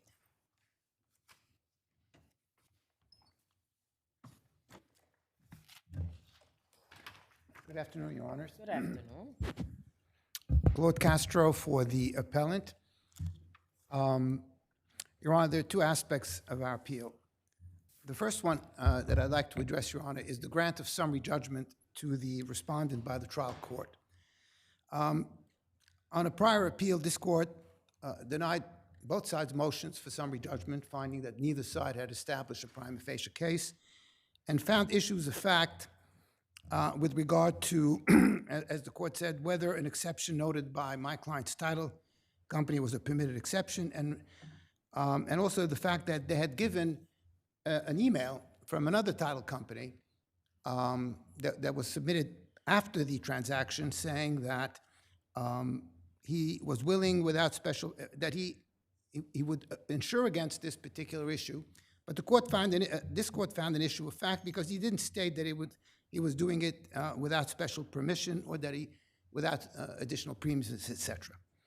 So that issue of fact went back to the trial court. And the way they treated it, they gave an affidavit from the same individual who then said, when I wrote this email, I intended to say something else. And the judge said, well, he resolved the issue of fact by telling us what his intent was. Counsel, did they explain why they couldn't have included this the first time around? Nothing. All we have is, this is what I said, this is what I intended to say. What case law has ever said that that's... None, Your Honor, none. So at the very basic point, there's an issue of fact.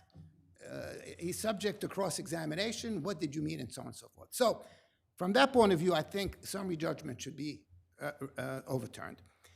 On my side, we had a TOE closing, and it was troublesome to me because just before the closing, we discovered that the attorney had been suspended for quite some time.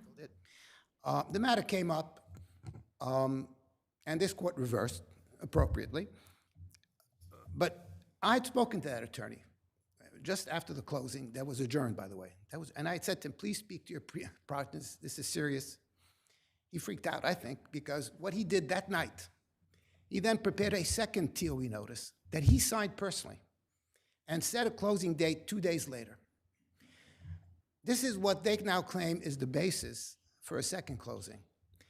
And if you look at that notice, it's defective on many levels. Number one, the contract specifically provides. If that notice was effective, would the first closing date have been relevant to anything? No, they adjourned it.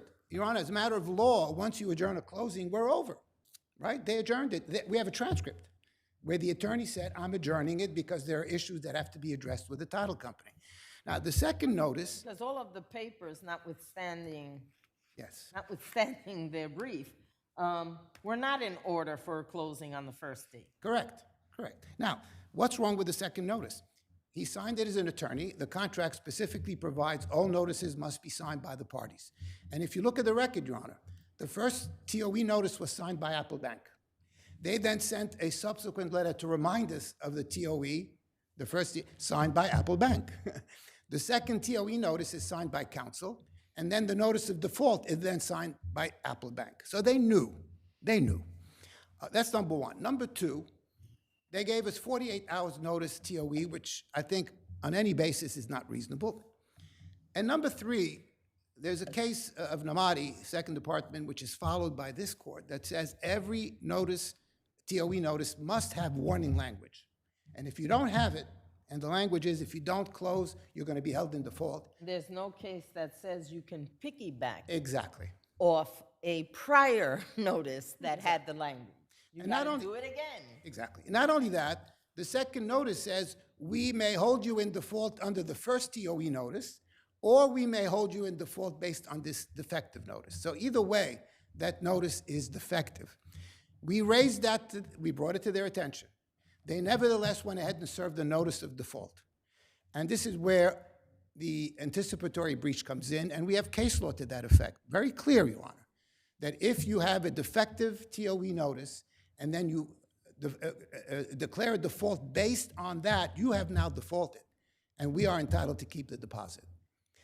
So what counsel says, well, the notice should have been, it's okay that it was signed by counsel, that's not correct, Your Honor. The law is very clear on that. The idea that, like Your Honor said, he can piggyback on the warning language, that is not correct. So look, they knew what to do. Unfortunately, we had an attorney who freaked out. And I know that, and I felt for him, and I tried to help him as best as I could. But it doesn't change the facts, Your Honor, that my client is entitled to the deposit. Thank you so much. Good afternoon, Your Honors. Dean Muzek, Tartar, Krinsky, and Drogan for Respondent Apple Bank. May it please the Court. 3 concise issues, if I may. Appellants have returned to this court with the same record on which this court determined that they failed to establish entitlement to summary judgment because they had not made a prima facie case on the issues that Mr. Castro is now referring to. These are the very same arguments, Your Honor, that were made 2 years ago before this court. The problem here is that this is your motion for summary judgment. Well, and so the question is whether you met your burden. Yes. And tell me how a second bite at the apple for statements that should have been made in the affidavit in the first instance qualify to get you to the promised land on the second instance. There are 2 bases why I submit respectfully Apple Bank was properly awarded summary judgment. Regarding the Stewart title affirmation, that's in the record at page 335, the purchase and sale agreement, section 3I on page 29 of the record, provides that the consent issue raised by the appellants can be rendered a permitted exception when... The issue here, counsel, is whether the affidavit that was submitted by your witness was sufficient. And the court below held it wasn't. And then on a reapplication, you have the same witness supplement their affirmation with the statements that should have been included on the first one. You don't get a second bite of the apple on our case law. So how do you get past that? This way, this court on the first appeal said we can't award summary judgment to Apple Bank because the title company engaged by Apple Bank didn't expressly state, in accordance with 3I of the purchase and sale agreement, that it would omit the issue. So again. When the case was remanded, as the judge said in the court below, unlike respondent, we supplemented the record. Except that the case law doesn't allow you to do that. Counsel, the case law does not permit you to do that. That's a second bite of the apple. Your witness should have put that information in the first affirmation, and you don't get to come back. But that's what you've done. Appellants here cited no such authority, Your Honor. There is authority. I'm telling you there is authority on that. But we were remanded to the court below. I understand that the court allowed you to do it, and we are the court that decides whether that was proper. And I'm telling you, the case law is very clear that that is improper, and you have not cited it. So given the vigor with which Your Honor has expressed this, permit me to give you the other basis why summary judgment to Apple Bank is appropriate. This court's decision, because it's actually not an exception, this court's decision in Soho Gold versus 33 Rector Street, 227 AD 2nd 314, citing the Court of Appeals decision in Matter of Roner versus Gracie Manor, holds that the sale of a property does not require shareholder consent.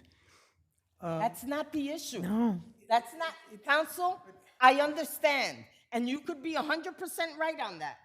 It doesn't change the fact that your witness failed to say what they needed to say in their original affidavit.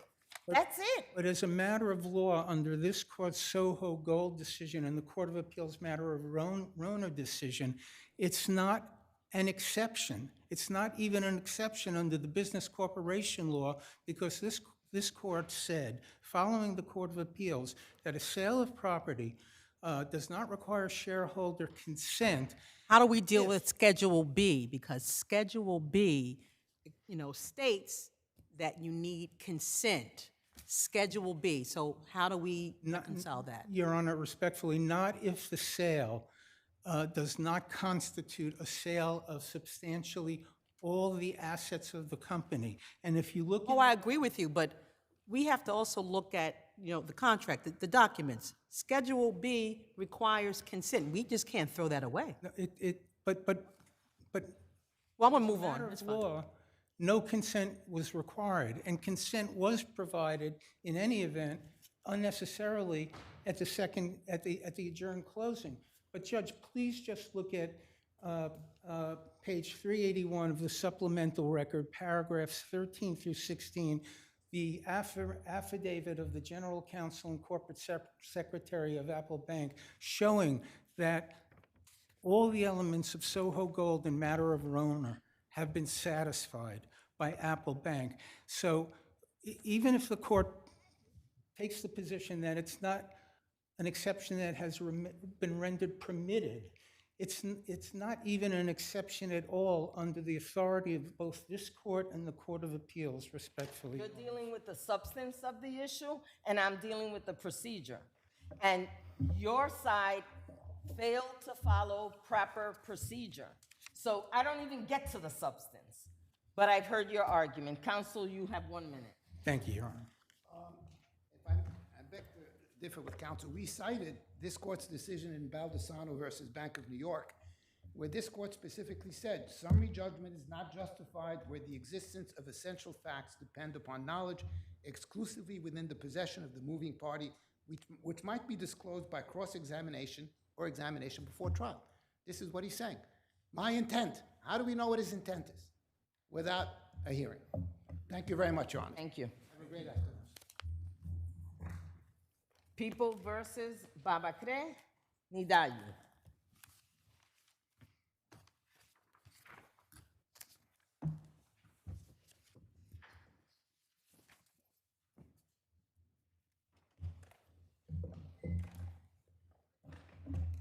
Bring that mic down to you. Yep. Thank you. Yep. Good afternoon. May it please the court, Rina DiFrancesco for Mr. Babacare Ndaye. This case is completely in line with this court's decision in People v. Garcia. What is it did you find was deficient about the plea? It was deficient that the court failed to inform Mr. Ndaye of the complete sentence, specifically the PRS portion of the sentence, which Or how long it was. Sorry, what was that? The court did not tell him about the PRS or how long the PRS was, correct? Yes, the court failed to both inform Mr. Ndaye of the fact of any PRS sentence and the length of the PRS sentence. Your adversary points to the fact that the district attorney during the plea mentions the PRS. Is that enough under our jurisprudence? No, that is not enough. This court has held time and time, again, this court and the Court of Appeals, that the prosecutor mentioning post-release supervision does not relieve the court of its burden to inform a defendant of the post-release supervision. Again, very in line with... It's your position that a court can take a plea where the prosecutor, there's a negotiation, and then the prosecutor comes on the record and says, our offer is 9 years plus 5 years of post-release supervision, and the court then starts allocuting the defendant without repeating what the sentence might be. In your outlook, that always creates an invalid plea.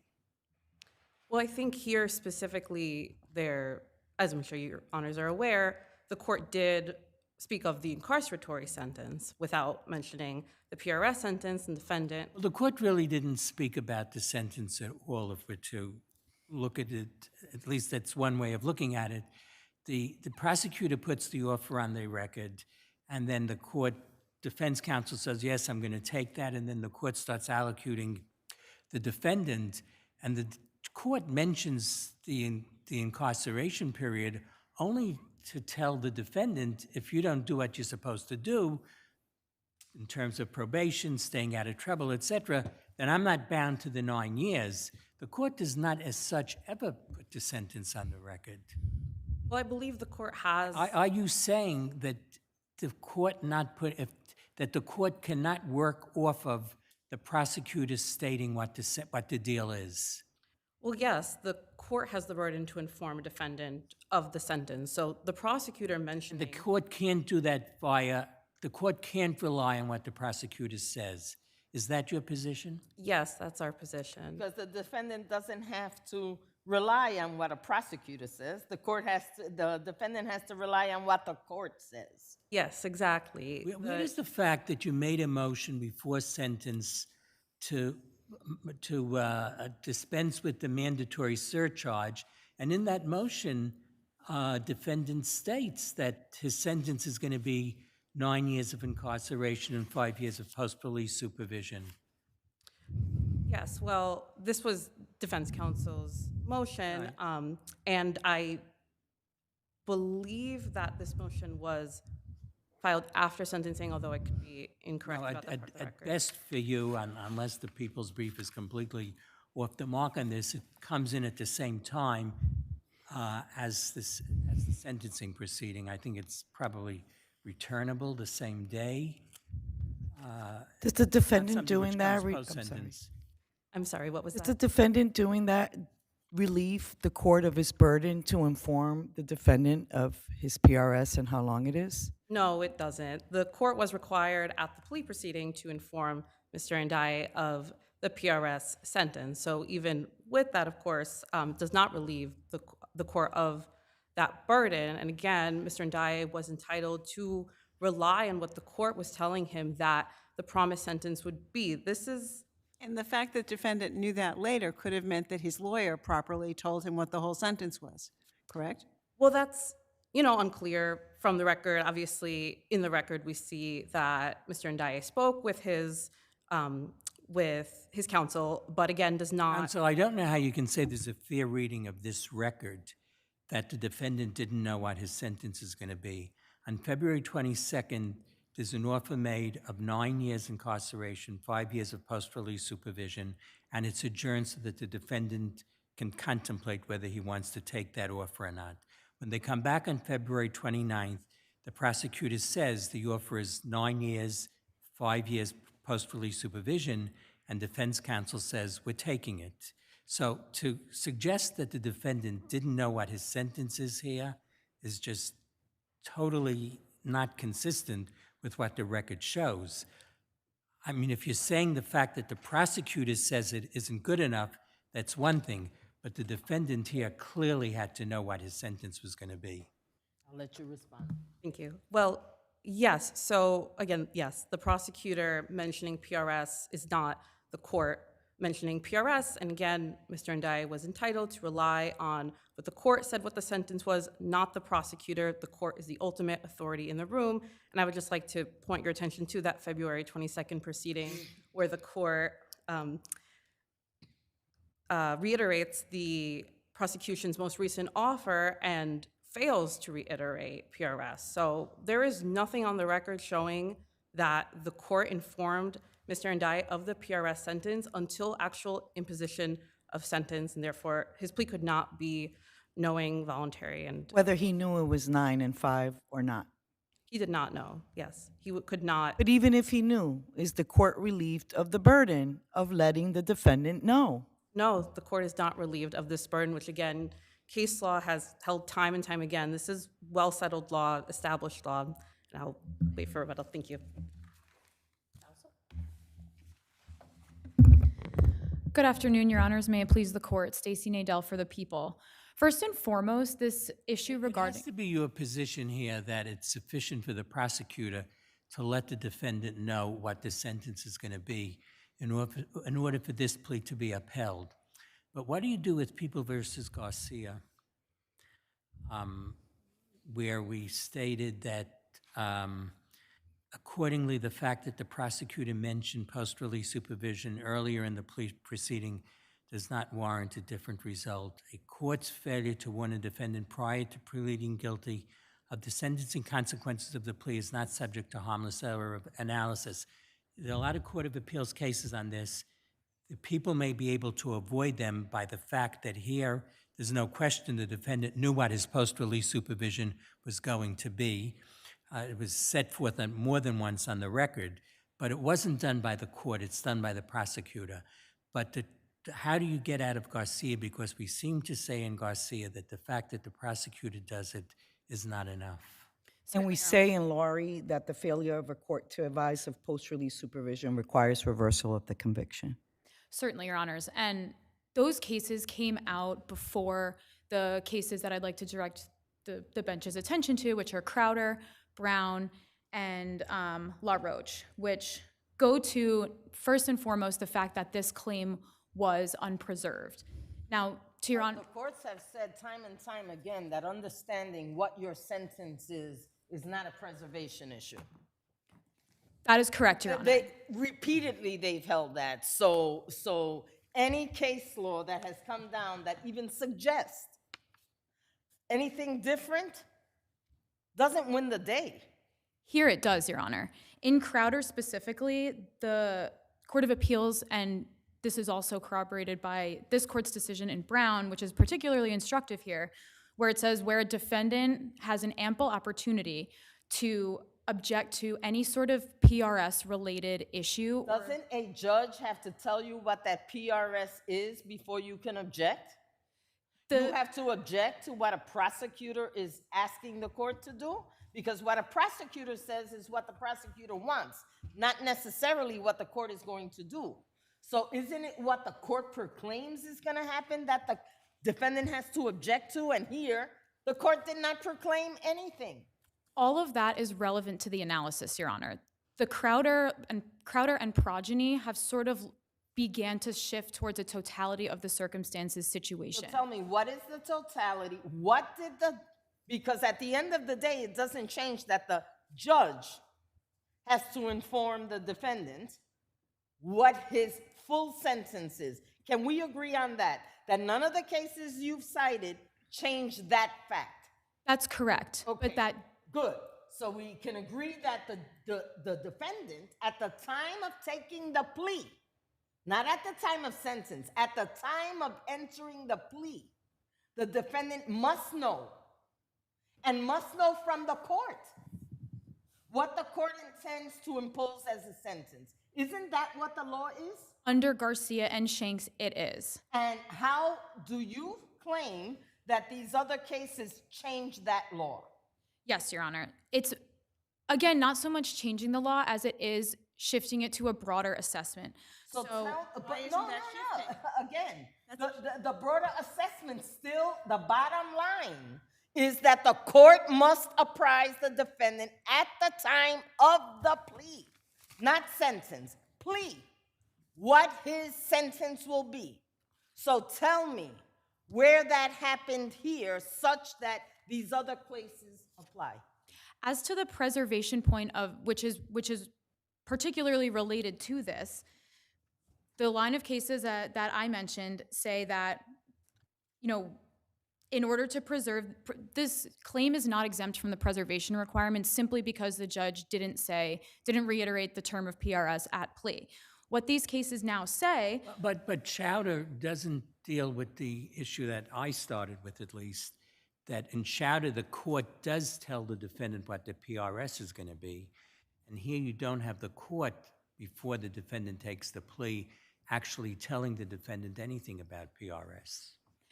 Brown is right on point for that particular argument where the court didn't, at the time of the plea, articulate the term of PRS, but given the— Did it at a time before?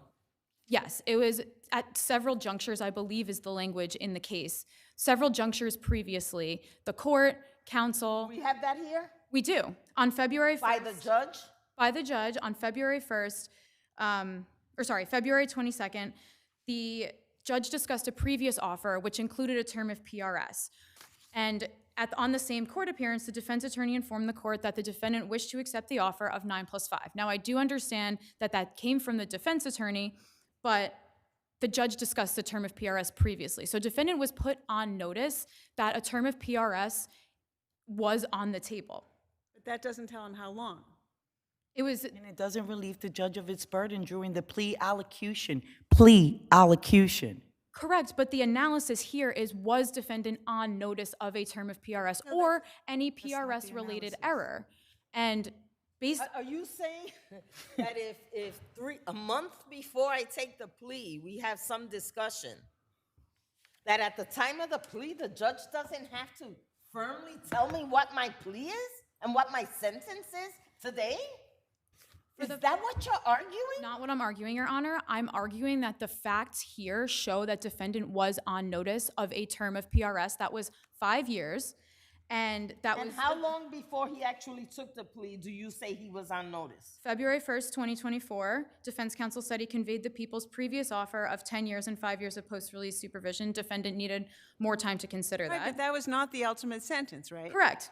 February 22nd, 2024, the judge discussed that previous offer, which included the 5-year term of post-release supervision. The defense attorney said that they wished to accept the people's offer of 9+5. At the plea, the people reiterated this offer, and taking note of your Honor's point previously about how it's not the prosecutor, it is the court, correct. The argument here is that the defendant was on notice. He was on notice if— What case says it's good enough if he's on notice as opposed to the court telling him? Crowder, LaRoche. Do they say it explicitly or by sort of an— They say that if the defendant, No, go ahead. if the defendant knows, then the court is relieved of its burden of letting them know at No. the allocution. No, Your Honor, that's not PRS what and it how says. long? What it says is defendant is not exempt from the preservation requirements because he is on notice of this PRS term, and therefore any possible PRS-related errors, and therefore he is required to preserve it because he knows of its existence. Again, between plea and sentence, there were about 2.5 months where the defendant could have made, if there was any confusion at all, the defendant could have made a motion to withdraw his plea. He did not. Instead, a pre-sentence investigation report was done, which— Well, I want to quote People v. Laurie for you, where a trial judge does not fulfill the obligation to advise the defendant of post-release supervision during the plea allocution, the defendant may challenge the plea as not knowing voluntarily and intelligent on direct appeal, notwithstanding the absence of a post-allocution motion. Loray assumes that defendant had absolutely no knowledge ever of a PRS term. Does it say that in the decision? In That they Loray? assume that defendant, does it say that in It's the? my understanding that the decision in Loray says that defendant had no knowledge of a PRS term at all. Whereas, like as mentioned, Crowder, Brown, LaRoche are more on point in saying where the defendant did know about it. Counsel, I would agree with you if you had case law that said if the defendant had noticed, the court is relieved of its burden. Your Honor, I know the argument is not whether the court was relieved of its burden. It's assessing the case under Crowder, LaRoche, and Brown to say that defendant is not exempt from these preservation requirements because he was familiar, he knows of this PRS term previously, therefore he had to preserve it. Also, I've also quoted to you case law that says if the judge doesn't do it, it's an automatic reversal. Those cases were decided prior to. Have they been reversed by the U.S. Supreme Court?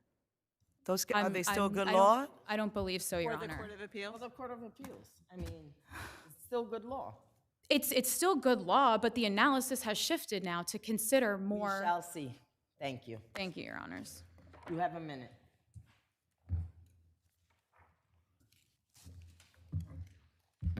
So just Would to— you like to speak to this case law?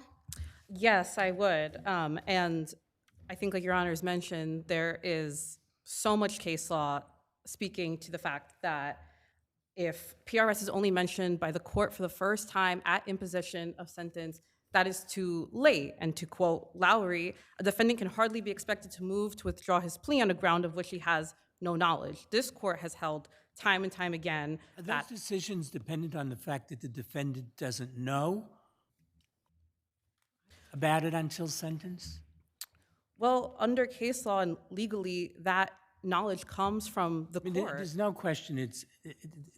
I don't think there's any fair reading of the record in this case that allows you to say the defendant didn't know he was subject to PRS at the end of the plea, before the sentence, during the sentence, and his own law. You put in a motion acknowledging that's what the sentence is going to be. But a fair reading of this also shows that the court doesn't actually ever enunciate the fact that he's going to get the PRS. It's coming from the fact that the court is adopting, working off of what the prosecutor said. So that really becomes the issue, at least for me. Does the fact that the court doesn't actually enunciate what the sentence is going to be make the plea invalid? Or is there still a preservation requirement? I mean, if there's still a preservation requirement, then your position would have a problem. So to address the first question, yes, because a defendant is not expected to rely on what the prosecutor is saying the sentence will be, but is entitled to rely on what the court is telling him that the sentence will be. And preservation was not required here. Again, this court and the Court of Appeals has held time and time again that in a case with facts such as this one, where the first mention of PRS by the court is at the end of or the imposition of sentence, that— What's your explanation of why Chowder enforced the preservation requirement? I'm sorry, in People v. Crowder? Is that the question? Okay, yes. Well, People v. Crowder first, the court delineated that that preservation rule was specific to the circumstances of that case. And in that case, the court did mention PRS at the outset of the sentencing proceeding during the defendant's appearance, which is different from this case, where PRS was only mentioned for the first time again at imposition of sentence, which, as we know from Lowry and from Progeny and from this court's multiple opinions, that is simply too late. And so those cases can be distinguished, but I believe, as your honors were saying, these cases are all still good law. And again, this is an established issue. This is established law that the courts have held on time and time again, that Mr. Ndiaye was not required to preserve this issue, and the court was required to inform him of the PRS sentence at the time of the plea, or else his plea is invalid. And so we ask this court not to, reverse its case law and to find that Mr. Ndiaye's plea was also invalid and vacate the plea. Thank you. Amarov versus Turtle Bay Tavern.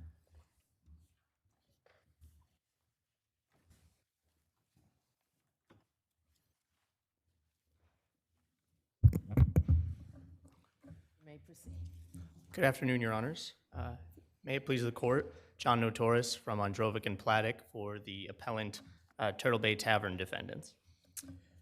Your Honors, in this case, in this underlying motion, what it really comes down to is that the record before this court does not show conduct that rises to willful and contumacious or that is done in bad faith that warrants the extreme penalty of the striking of the defendant's answer. The basis of the court's decision was in striking the answer was the failure for the Turtle Bay Tavern defendants to produce a witness with knowledge of the alleged of the allegation. Provided you with 17 names and addresses, right?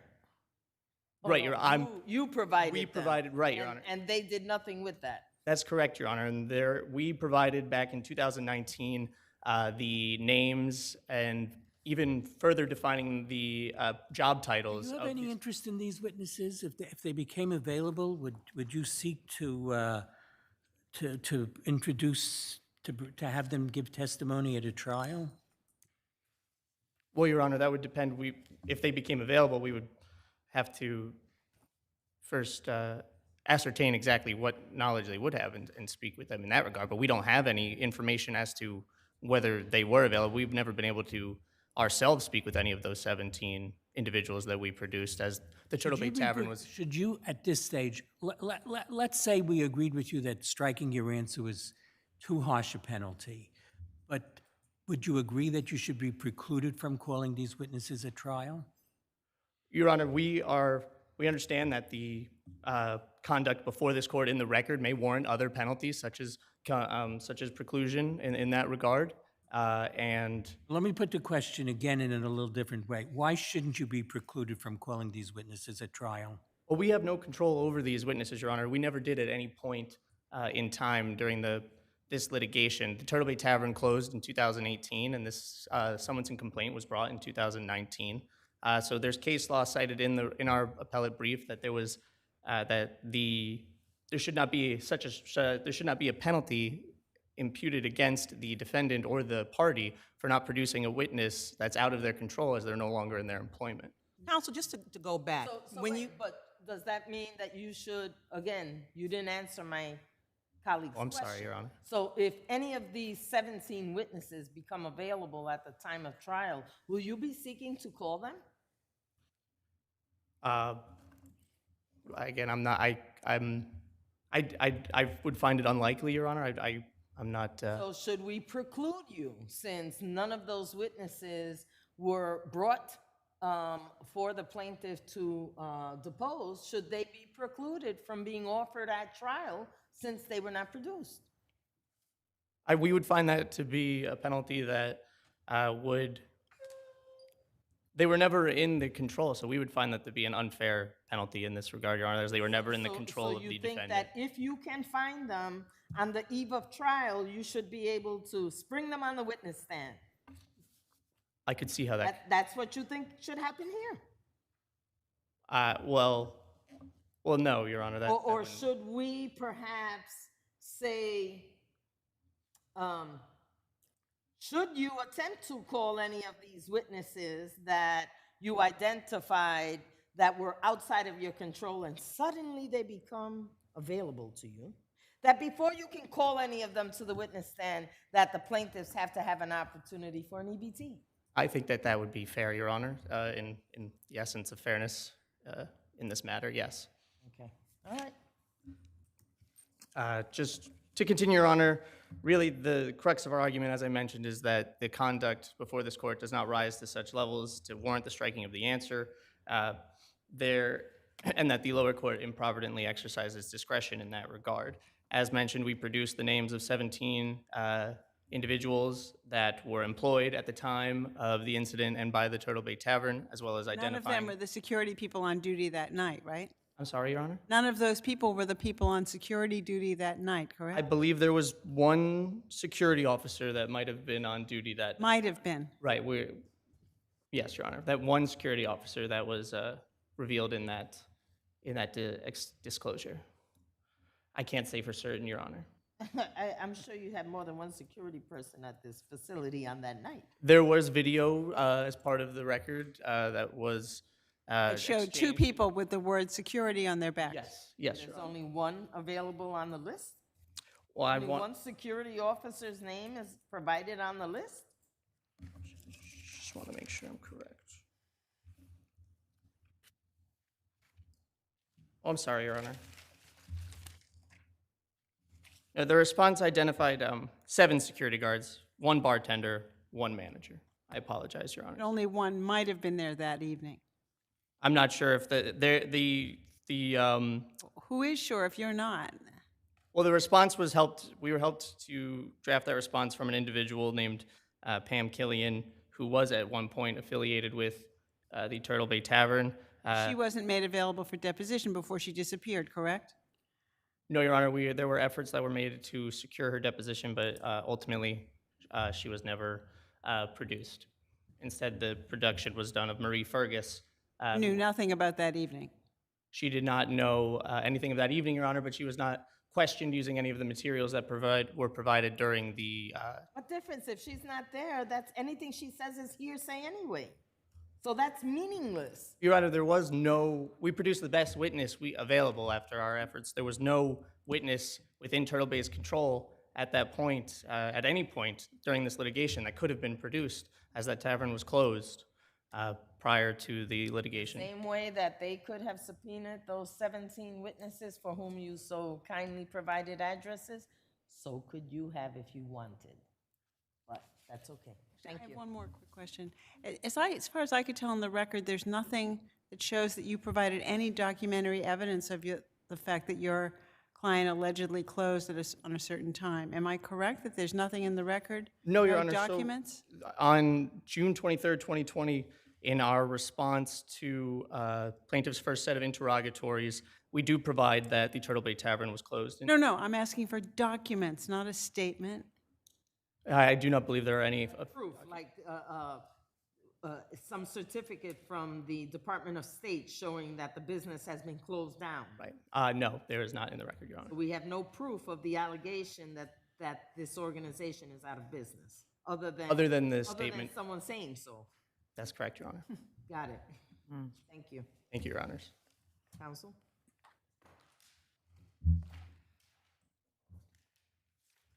Thank you, Your Honor. Phil Schultz on behalf of plaintiff respondents. Well, if these witnesses were to appear later on and the defendant wanted to have them give testimony, if you were given, in view of the light of the fact that it seems that there's no issue that they're not in control of these people, is there any reason why, if you were given an opportunity to depose such a witness, that witness shouldn't be allowed to testify? Yes, Your Honor. First of all, the corporate defendant has the burden to do some sort of good faith due diligence to produce a witness with knowledge here. In fact, in this case, plaintiff was provided a... They're out of business and they don't have control over the people and they've scattered. Yes, they have a duty to produce a witness, but it obviously becomes something which doesn't really seem possible, and they're not doing it, doesn't seem to be intentional, willful, or certainly not contumacious. Yes, Your Honor, and I think the key fact in this case that I think will answer your question is that when this lawsuit was filed in 2018, in 2020, they had a store manager verify interrogatories, and in those interrogatories gave answers like, on information and belief, no assailant was ever served alcohol. If this person I'm glad knows you that, brought that up, counsel, because the request was to name the person who prepared the interrogatories. You did not ask the person's position or relationship with defendant, right? I believe that is correct in the interrogatories And themselves. it wasn't until 2024 that you then, for the first time, said where, what, who is, and I'm just paraphrasing, who is Ms. Killian, when you could have done that in 2020.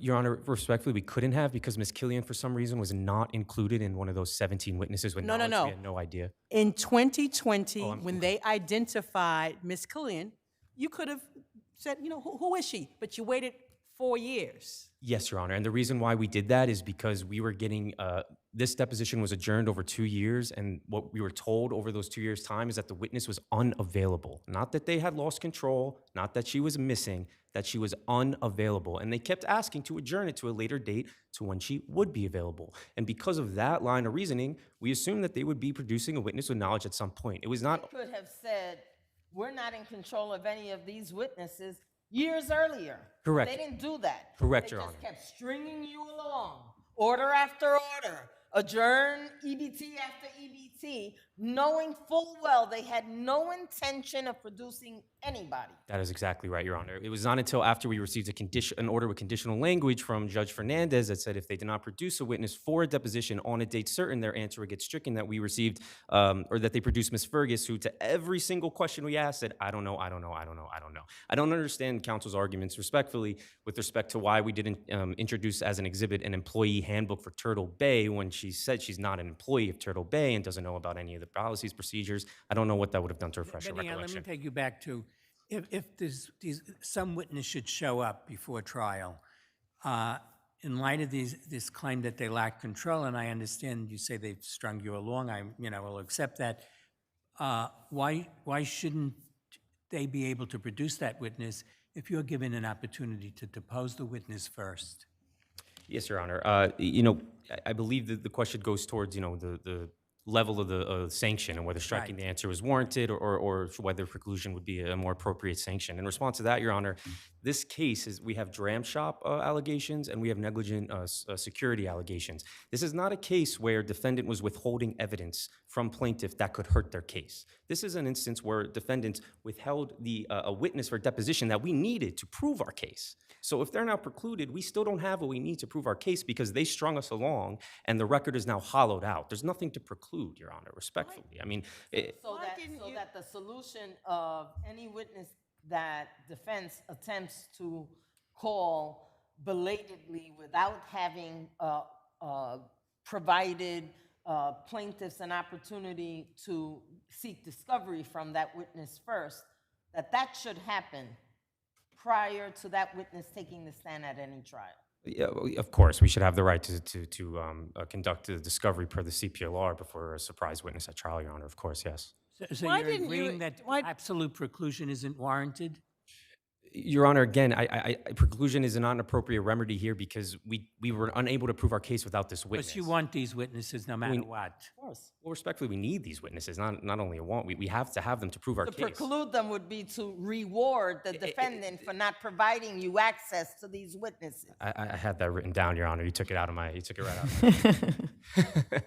So why didn't you depose any of the 17 people whose names and addresses they gave you? That's a great, thank you for asking that question. We didn't depose them, Your Honor, because counsel stood up here before the court just now and said that, the officer never spoke to any of these witnesses. Throughout the briefs, they say that all of these people were there that night, had knowledge, so I don't understand which one it is. So according to counsel's position, plaintiff now has the burden to spend unlimited resources, unlimited time to subpoena 17 non-party witnesses who may or may not have knowledge that their office never even spoke to in the first place. I mean, But you can't depend on them to make your case. No, You got to do that on your own. Yes, Your Honor, of Okay, course. But my point is I was depending I'm on going to their... give you 30 more seconds to wrap it up. I apologize. I didn't realize my light was on. No apology necessary. My point, Honor, is that we were relying on counsel's assertions that this witness was unavailable for 2, 3, 4 years until we got that word that actually we don't have control. If they had said we don't have control of this witness from the beginning, we would have sent those 17 subpoenas. We would have demanded her last known address and subpoenaed her as well. But we relied on counsel's assertion that she would be provided for a deposition at a later date. Thank you so much, Your Honors.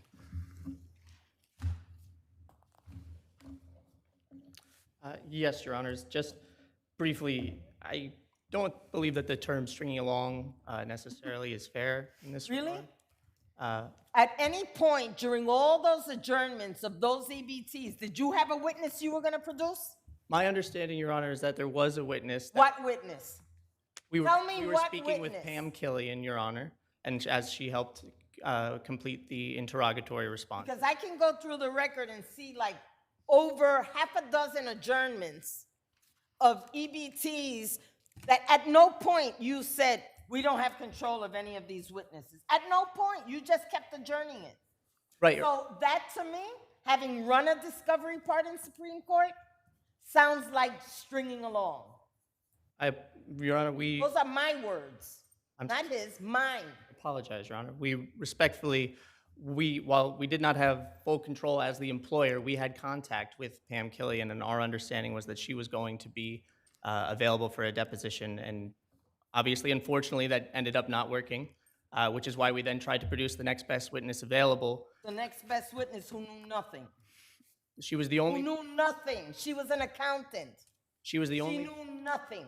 She was the only person that we were in contact with that ever was. Great, but she knew associated with. nothing. So that is meaningless, right? It's meaningless. And how long has this case been going on? Even still, Your Honor, she was the only person we had to produce out of that was within some realm of control of ours, and so respectfully, we contend that the striking of our answer is too harsh of a penalty in this regard. Thank you. Thank you. And last but not least, J.R. an infant versus City of New York.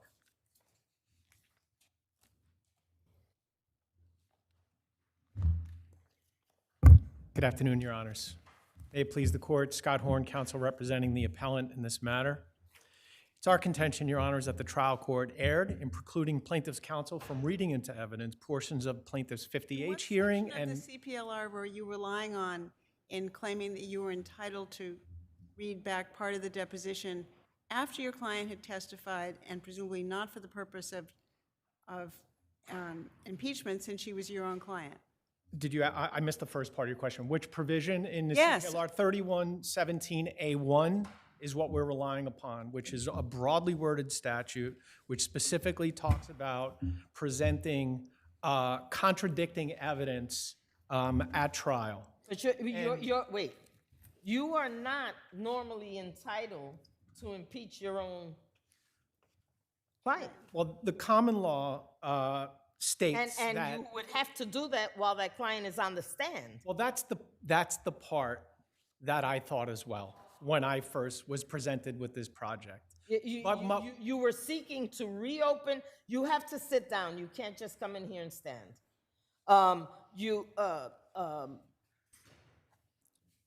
There has to be a basis to do that. And typically, we don't do that with our own witnesses and certainly not our own client. Typically, yes. And I agree with And do what you you're have any saying. case And I law? would feel in a much better and stronger position right now if they were impeaching with a prior inconsistent statement the way it's traditionally done. That this is not a traditional situation. However, that was my first response when I was presented with this project. And then I looked at the statute, and I looked at the breadth of the statute, and then I looked at the case law. And I said that impeachment of witnesses. correct, Your Honor. And so 3117A1 at the trial, any part or all of a deposition may be used by any party for the purpose of contradicting or impeaching the testimony of the deponent So were as a you witness. trying to contradict or impeach the testimony? Contradict, Your Honor. Excuse me, to contradict or impeach the testimony of your own client? Contradict, Your Honor. And the reason why is because the plaintiff was 9 years old at the time of this accident. He sustained memory and cognitive deficits, which Well, fine, counsel, but there's a proper way to do this, right? And no, you don't get to, oh man, at the end of the trial, this ain't going good for me, so I need to put this evidence in from the transcript. They needed to think about that while that child was on the stand. right? I understand that point, that's the way you it's don't get normally to done. do that later. That is an error. But I couldn't find any case law, and it's not cited in the city's brief either, which says that. And when you look at the practice commentaries, when we have to fall back to practice commentaries, even they, and I see that my light is on, Your Honor. I ain't stopping you. Even the practice commentaries don't have anything to hang their hat on. And when it talks about a dichotomy between evidence in chief and impeachment, there's nothing that it's utilizing languages like generally it doesn't. But what come in. case stands for the proposition that you are allowed, after you have finished with your witness, to now, almost like a rebuttal kind of case, now read in portions of the transcript after that witness has testified? You have cited no case that says that. That's true. And I know of no instance where that has been permitted. To answer your question, one, it's still on the direct case, so there's no prejudice to the defendant. Two, yes, there is no case. No, I was but surprised. even though you had not rested, you had finished with that witness. That's correct. So you need to have a basis to recall a witness that you finished with. Okay, he's not recalling the witness. He's asking to read the deposition and the 50H testimony Which he should have pursuant to done this when the statute. witness was on the stand. I would have, again, would feel in a much stronger position, much better footing if that were the case. But there's no case that says he can't do it. And there's no case that says that you can. That's true. All right, I'm going to hear you on rebuttal. I want to Your hear Honor. what the other side has to say. Bo Malin, Mayor for the City of New York. What I think a lot of your Honor's comments are getting at is that he wasn't trying to offer this for impeachment at all. All he said to the court is that he wanted to read in the portion of testimony regarding the happening of He that. can't impeach his own witness. Right, so He's really exactly. putting it in to replace his own client's testimony. Right, he was offering it as evidence in chief. Correct his own client's testimony. To fill in the gaps. Yes, and that's what you can't do. There's no provision of the, that's not what A1 allows you to do. It allows you to offer impeachment evidence, like even putting aside the issue of it being his own client, you could offer impeachment to show that someone's unworthy of belief, but you can't use it just to read in testimony into the record, which is what he, wanted to do to prove his case in chief. If the child were still on the stand, he would have been permitted, presumably, to show the child the transcript, have the child read through it, and ask the child, does that refresh your recollection about what happened on such and such date or whatever, right? He could have elicited some of this stuff that way, right? So yeah, so refreshing recollection is one thing, impeachment is another thing, and what he was trying to do here is a third thing, which is... Well, he wasn't trying to impeach. He was really eliciting facts that the child did not proffer on direct. Right, and he was trying to offer evidence as the case in chief, and you can't do that under A1. Counsel suggested there's no case saying that. I would point to Larkin. It's an old Court of Appeals case cited in our brief, but a lot of these older cases go over very clearly the difference between impeachment evidence and evidence on your case in chief. There are numerous other Court of Appeals cases explaining the difference between impeachment and case in chief. They had not rested yet. It really wasn't rebuttal. What do you say to that? Because he's right about that. Until the other side came up, he was still on his case in chief. Yeah, so the primary issue is that under A1, it can't be offered under, it's here, even if it was just about recalling a witness, I think Feldsberg speaks to the fact that the trial court has discretion to not allow you to recall a witness for this purpose, but it's not just about recalling a witness here, it's about the fact that A1 just doesn't allow you to read your own client's deposition into the record as evidence. Except that here we have a child with cognitive difficulties, so that presumably there might have been a way for counsel to elicit more of what was in the EBT, right? Had he done it with the witness on the stand, but once the witness is off the stand, now it has to fall into a category that is legally recognizable, right? Right, I mean, Your Honor discussed refreshing recollection or something of that nature, or just questioning, the child in a different way, that's a different issue than we're talking about here. Thank you. Thank you so much. Counsel, you have a minute. Thank you, Your Honor. So just to briefly go through those cases, the cases that are cited by the city do not stand for the proposition that 3117A1 does not permit you to read from a deposition testimony on your case in chief. They do not say that. And I'm referring to, these are the cases that the city relies upon, Spampanato, which is a case that concerns 3117D, and 3117A2, which is an adverse party and utilizing the deposition transcript of an adverse party. And the second case that they rely upon for this notion is Feldsberg, which also deals with 3117A2, not 3117A1, which brings me back to the point that I wanted to make earlier, which is that when I was presented with this case, my reaction was just as your reaction. And my client said, well, show me the case that says I can't do it. Show me where in the statute it says I can't do it. And the deeper that I looked at it, it's not there. And when we're relying upon cases that are antiquated and are distinguishable and practice commentaries that are inexact, I think it speaks volumes on this point. Thank you. Thank you, Your Honors.